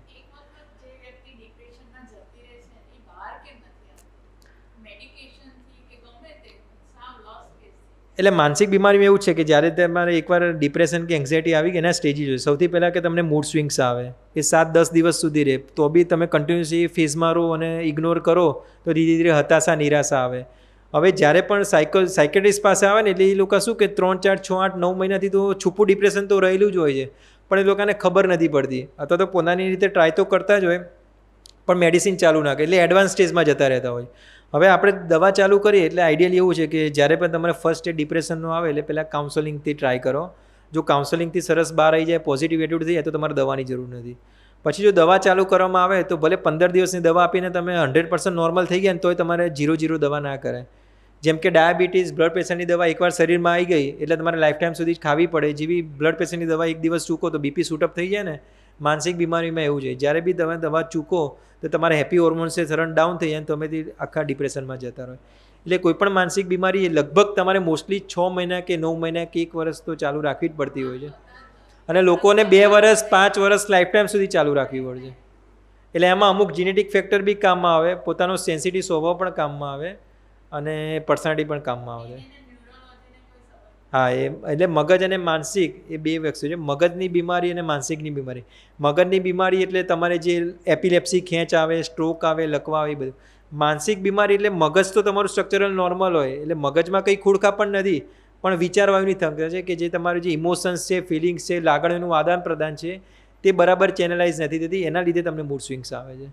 પણ જો તમે લાંબા ગાળમાં ડિપ્રેશનમાં રહો એટલે મગજના અમુક ભાગમાં જે બ્લડ સર્ક્યુલેશન ના રહે, એટલે તમને ઓટોમેટિક સ્ટ્રેસવાળા પેશન્ટમાં diabetes, blood pressure, thyroid, cholesterol લખવાના ચાન્સીસ વધારે જ છે. એ મેઇન કહેવાય. એટલે ભલે ડિપ્રેશન છે પણ ધીરે ધીરે મગજની તકલીફ તો સાયમલ્ટેનિયસલી આવી જ જાય. નોર્મલ માણસને 55 વર્ષ આવવાની, તો આને 45 વર્ષ. એટલે જ કહેવાય છે કે એંગર મેનેજમેન્ટ, સ્ટ્રેસ મેનેજમેન્ટ અને એન્ટી ડિપ્રેશન. એવું લાગે તો ડૉક્ટરની સલાહ વગર ઉપર નીચે કે બંધ ના કરો, પ્રોપર એનો કોર્સ કરો તો ઘણું સારું થઈ જાય. આ સેલિબ્રિટીઝ બધા છે જ, મોસ્ટલી બધા લેતા હોય છે મેડિકેશન. હા, બોલો. શું? હા, એટલે જો એમાં જો દવાની સાઈડ ઇફેક્ટમાં મોસ્ટ કોમન સાઈડ ઇફેક્ટ કેવું છે કે એમાં તમને વજન વધે, વેટ ગેઇન તો થાય જ. હવે વેટ ગેઇનના 2 કારણો, અમુક દવાના લીધે બી થાય છે, અને બીજું કે સિડેન્ટરી લાઇફસ્ટાઈલ. હવે તમે દવા લો, ફિઝિકલ એક્ટિવિટી ના કરો અને ડાયટમાં ધ્યાન ના રાખો, ઓબ્વિયસલી વજન તો વધવાનું છે. બીજી વસ્તુ કે લાંબા ગાળે કોઈ પણ દવાઓ લો ને એટલે એમાં તમારું વેટ ગેઇન થાય, પછી આમ બોલવામાં તકલીફ થાય, મોઢામાંથી લાળ પડે અથવા તો ચાલવામાં તકલીફ થાય, એ લાંબા ગાળે સાઈડ ઇફેક્ટ થતી જ હોય છે. અને બીજું લાંબા ગાળે જો અમુક દવા જે 2-5 વર્ષ સુધી ખાતા હોય તો એ લોકોને કોલેસ્ટ્રોલના ચાન્સીસ પણ વધી જાય, ડાયાબિટીસ પણ આવી જતા હોય છે. એના મેટાબોલિક સિન્ડ્રોમ કહેવાય. હવે ધીરે ધીરે ટેકનોલોજી એટલે એડવાન્સ થતી જાય છે કે એ લોકો શું કરે છે કે મંથલી ઇન્જેક્શન આવે. તમે કીધું રોજ દવા આવે છે ને, એટલે કે એ લોકો શું કરે છે કે મંથલી ઇન્જેક્શન એટલે ઇમ્પોર્ટેડ ઇન્જેક્શન આવે છે, એ તમારે રોજ ઇન્જેક્શન થાપાના ભાગમાં લગાવી દેવાનું. એની મેઇન ખાસિયત કે રોજ તમારે મેડિસિન લેવાની જરૂર નહીં, કારણ કે રોજ મેડિસિન લો પેટમાં જાય, લીવર કિડનીમાં જાય, મગજમાં જાય, બ્લડમાં જાય અને શરીરના અલગ અલગ ભાગમાં સાઇડ ઇફેક્ટ કરે. આ ઇન્જેક્શનથી શું થાય કે ઓઇલ બેઝ ઇન્જેક્શન આવે ઇમ્પોર્ટેડ, એ ઇન્જેક્શનથી ડાયરેક્ટ મગજના જે ટાર્ગેટ એરિયામાં છે ત્યાં જ દવા પહોંચે, એટલે આખું આ બધી તમારી બોડી સિસ્ટમ છે બાયપાસ થઈ જાય અને એ તમારે એની અસર 1 મહિના સુધી રહે. ધારો કે આજે તમે ઇન્જેક્શન આપ્યું તો એની અસર 1 મહિના સુધી રહે, 24/7. એટલે તમારે રોજ મેડિસિન લેવાની જરૂર નથી. એને લોંગ એક્ટિંગ મેડિકેશન કહેવામાં આવે છે. પણ અત્યારે રિસર્ચ બધા ચાલતા જાય છે જેના લીધે કે સાઇડ ઇફેક્ટ ઓછી થાય અને રિઝલ્ટ સારું આવે. અને છેલ્લે પછી શોર્ટ થેરાપી જે ECT કંટ્રોલ કહેવાય છે કે મગજના અમે અહીંયા મશીન મૂકતા હોય છે, ત્યાંથી ડાયરેક્ટ બાયપાસ, જેમ કે આપણે શેક આપીએ, કમરનો દુખાવો હોય તો પેલો ગરમ શેક નથી મૂકતા, તે રીતે એક આખી રિબિન જેવું આવે છે, અમે અહીંયા માથે અહીંયા મશીન મૂકી દઈએ. અહીંયાથી ડાયરેક્ટ મગજના કયા ભાગમાં ડિપ્રેશનના સિમ્ટમ્સ છે ત્યાં તરંગો ત્યાં જઈને પાછા આવી જાય, બહાર આવી જાય. એવા 5 કે 6 સેશન હોય છે. બધી લેટેસ્ટ ટેકનોલોજી. આનાથી શું થાય કે જડમૂળમાંથી બીમારી કંટ્રોલ થઈ જાય, 2, 5, 10 વર્ષ સુધી તમારે ઉઠલો ના મારે અને રોજ મેડિસિન લેવાની જરૂર નહીં. એ બધી લેટેસ્ટ ટેકનોલોજી છે, RTMS કહેવાય છે ને. હા, ના એટલે આમાં આઈડિયલ એવું છે કે નોર્મલી 50-55 પછી બધાને ફિઝિશિયન બાય ડિફોલ્ટ ટ્રાઇકા, અલ્પ્રેક્સ 0.25ની લઈ જ લેતા હોય છે. એની મેઇન અનફોર્ચ્યુનેટલી વાત શું છે કે 0.25ની પહેલાં અસર થતી હોય ને, પછી અમુક ટાઈમે શું થાય કે એ ચાખવા પૂરતી થઈ જાય, એટલે તમારે 2 લેવી પડે, એટલે 0.5 લેવી પડે. પછી 2ની બી અસર ના થાય, એટલે 3 લે. એટલે લોકો જે રીતે ચેઇન સ્મોકર થતા હોય છે તે આ ગોળીના એડિક્શન થઈ જતું હોય છે. એટલે અલ્પ્રેક્સની ખાસિયત એવી છે કે જો એ તમે ચાલુ કરો ને તો અમુક પ્રમાણે એની સ્ટ્રેટેજી હોય કે એકવાર 1 કે 2-3 મહિના પછી તમારે ધીરે ધીરે અડધી કરવી પડે. અડધી કરીને પછી આંતરા દિવસે કરવાની, સોમ, બુધ, શુક્ર અથવા તો મંગળ, ગુરુ, શનિ. પછી ટ્વાઇઝ અ વીક, સોમ ને બુધ, પછી સોમવારે લઈને બંધ કરવી પડે. એટલે મગજને અને શરીરને ખબર ના પડે એ રીતે ધીરે ધીરે તમારે સ્લીપ ડિસ્ટર્બન્સ કરવી પડે. પણ જો તમે કન્ટિન્યુઅસ ચાલુ રાખો ને અચાનક બંધ કરો તો એમાં લીવર ને કિડનીને લાંબા ગાળે તકલીફ થતી હોય છે. એટલા જ માટે કહેવાય છે કે અમારા ઘણા બધા દર્દીઓ અમે ખાલી કહી દઈએ, અમુકને સાયકોલોજીકલ હોય છે. અમે મલ્ટીવિટામિન આપી દઈએ B12, અમને કહીએ કે અલ્પ્રેક્સ છે, તો પહેલાં મલ્ટીવિટામિનથી 6 કલાક સૂઈ જતો હોય છે. એટલે અમુક તો સાયકોલોજીકલ હોય છે. અને બીજું સ્લીપ હાઇજીન, આ બહુ જ ખાસ છે. સ્લીપ હાઇજીન કોને કહેવાય છે? મતલબ કે દવા વગર તમે કઈ રીતે 6 કલાકની ઊંઘ પૂરી કરવી, એ યુવાવસ્થા માટે, યંગસ્ટર્સ માટે અને ડેલી માટે ખૂબ જરૂરી છે. એનામાં અમુક સ્ટેપ્સ હોય છે. સૌથી પહેલી વસ્તુ કે સૂવાનો ટાઈમ ફિક્સ રાખવાનો. 11 વાગે સૂતા હોય તો 11 વાગે સૂઈ જવાનું. અડધો કલાકનો બફર પીરિયડ ચાલે, મતલબ કે કોઈ ગપ્પા મારો, ગોસિપિંગ કરો, ગેસ્ટ આવે છે, ચેટિંગ કરો, મોબાઈલ મચેડો, તો 11ના 10:30 કે 11:30 ચાલે. પણ એવું નહીં કે આમ કોઈ ચેટિંગ ચાલે છે અથવા તો કોઈ આવી ગયું તો 12-1 વાગ્યા સુધી મારી દે. તો જે રીતે મગજમાં બી સર્કાડિયન રિધમ હોય, સાયકોલોજીકલ ક્લોક હોય કે તમારે મગજને ટ્રેન આપવું પડે કે 11 વાગે એટલે 11 વાગે સૂઈ જ જવાનું, અને 6 કલાકની ઊંઘ આવે એટલે તમે 6 કે 7 વાગે ઉઠી જ જાઓ. બીજી વસ્તુ કે સૂવાનો ટાઈમ ફિક્સ રાખ્યા પછી સેકન્ડ વસ્તુ છે કે તમારે પથારીનો ઉપયોગ ખાલી સૂવા માટે જ કરવાનો. એ ઓટોમેટિક સાયકોલોજી. એવું નહીં કે સૂતા સૂતા તમે કોઈ બુક વાંચો કે સૂતા સૂતા મોબાઈલ મચેડો કે સૂતા સૂતા ટીવી જુઓ. તમારે ટીવી જોવું હોય, મોબાઈલ યુઝ કરવો હોય તો ટેબલ ચેર ઉપર જુઓ, પણ એવું નહીં કે પથારીમાં સૂતા સૂતા કરીએ. એટલે ત્રીજી વસ્તુ કે ડીમ લાઇટ. અમુક લોકોને ડીમ લાઇટની જરૂર હોય તો તમારે ડીમ લાઇટ રાખવું હોય તો રૂમના કોઈ કોર્નર ઉપર અથવા તો પગ ઉપર આવી જોઈએ. માથાના ભાગમાં કે આ આઈસની આજુબાજુમાં જો ડીમ લાઇટ આવતી હોય તો તમારા મગજના કેમિકલ ઉત્તેજિત થતા હોય છે, જેના લીધે ઊંઘમાં અનિદ્રાની સમસ્યા થતી હોય છે. બીજી વસ્તુ કે સાંજે 7 વાગ્યા પછી ચા, કોલ્ડ્રિંક, કોકાકોલા, કેફી પીણાનો નહીં પીવાના. જો તમે 7 વાગ્યા પછી પીવો તો એમાં જે કેફીન રહેલું છે એની અસર 3 કલાક સુધી રહે છે, તમને બ્રેનને એક્ટિવ રાખે. એટલે જો તમારે કોફીની કે ચાની આદત હોય તો 7 વાગ્યા પહેલાં પી લેવું પડે. બીજી વસ્તુ, રાત્રે 25 મિનિટ તમારે ફિઝિકલ એક્ટિવિટી જોઈએ, મતલબ કે ખાધા પછી 20 મિનિટ ચાલો. આ ચાલવાથી 2 ફાયદા થાય. એક તો શરીરમાં થકાવટ આગે એટલે મીઠી ઊંઘ આવે. બીજી વસ્તુ કે જે ગેસની ડાયજેસ્ટિવ સિસ્ટમની સિસ્ટમ હોય એટલે કે લોકો સૂવા જાય એટલે અપચાની તકલીફ થાય, ફરતો ગેસ માથે ચડે, ઊંધો ગેસ માથામાં દુખાવો થાય. એટલે ચાલવાથી શું થાય કે તમારે વાછૂટ અને જે ગેસની તકલીફ હોય એ દૂર થતી જતી હોય છે. એટલે અમુક જે પ્રોટોકોલ છે એ ફિક્સ કરો તેને સ્લીપ હાઇજીન કહેવાય છે કે સૂવાનો ટાઈમ ફિક્સ રાખો. બીજું કે જો વોર્મ વોટર બાથ, મતલબ જો શિયાળો આવતો હોય અથવા તો ઉનાળો હોય તો ઠંડુ પાણીથી રાત્રે સૂવાના કલાક કે 2 કલાક પહેલાં તમારે વોર્મ વોટર બાથ, મતલબ એક નોર્મલ બાથ લઈ લેવાનું, જેનાથી શું થાય કે આખા શરીરનો થકાવટ રિલેક્સ થઈ જાય, બોડી રિલેક્સ થઈ જાય અને તમને એક ફ્રેશનેસ ફીલ આવે અને ઊંઘ આવે. બીજી વસ્તુ કે જ્યારે સૂવાનો ટાઈમ હોય તો તમે બોરિંગ કોઈ બુક કેવી કોઈ લઈને બેસી જાઓ અને બુક વાંચતા વાંચતા સૂઈ જાઓ, એટલે મગજને થાકી જાય, ઓવર થિંકિંગ બંધ થઈ જાય. આમાં રિસર્ચ એવું કહે છે કે તમે મોબાઈલ વાપરો ને અથવા તો કંઈ પણ વસ્તુ છે આંખો બંધ કરો એટલે સબકોન્શિયસ માઇન્ડ એક્ટિવ થવાનું છે કે આજે મેં શું કર્યું, મગજ ચાલુ થઈ જાય, મારે આમ કરવાનું છે, આમ નહીં કરવું, બોસ આમ બોલશે ને મારે કાલે આમ કરવાનું, 10 દિવસ પહેલાં આમ કરીશ ને નહીં થાય તો શું થાય, કેમનું થશે કે નહીં, એ ઓવર થિંકિંગ ચાલુ થાય. એટલે ગમે તેમ કરીને તમારે મગજને થકાડવાનું છે અથવા તો મગજને એક્ઝોસ્ટ કરી દો, જેના લીધે તમારી ઊંઘ પૂરી થઈ જાય. કોન્શિયસ ને સબકોન્શિયસમાં સિંક્રનાઇઝ થાય એટલે મગજ બંધ થઈ જાય અને તમને મસ્ત ઊંઘ આવે અને સવાર ઉઠે એટલે ફ્રેશ અને તાજી લાગે. એટલે તમે યુટ્યુબ પર સર્ચ મારશો એટલે તમારા જે બાળકોને જે મોબાઈલ એને કહેજો કે સ્લીપ હાઇજીન શું છે, એ નોર્મલ સર્ચ મારશો ને એના સ્ટેપ્સ ફોલો કરશો તો તમારા અલ્પ્લેક્સ, ટ્રાઇકા કે ઊંઘની કોઈ ગોળીની જરૂર નહીં પડે.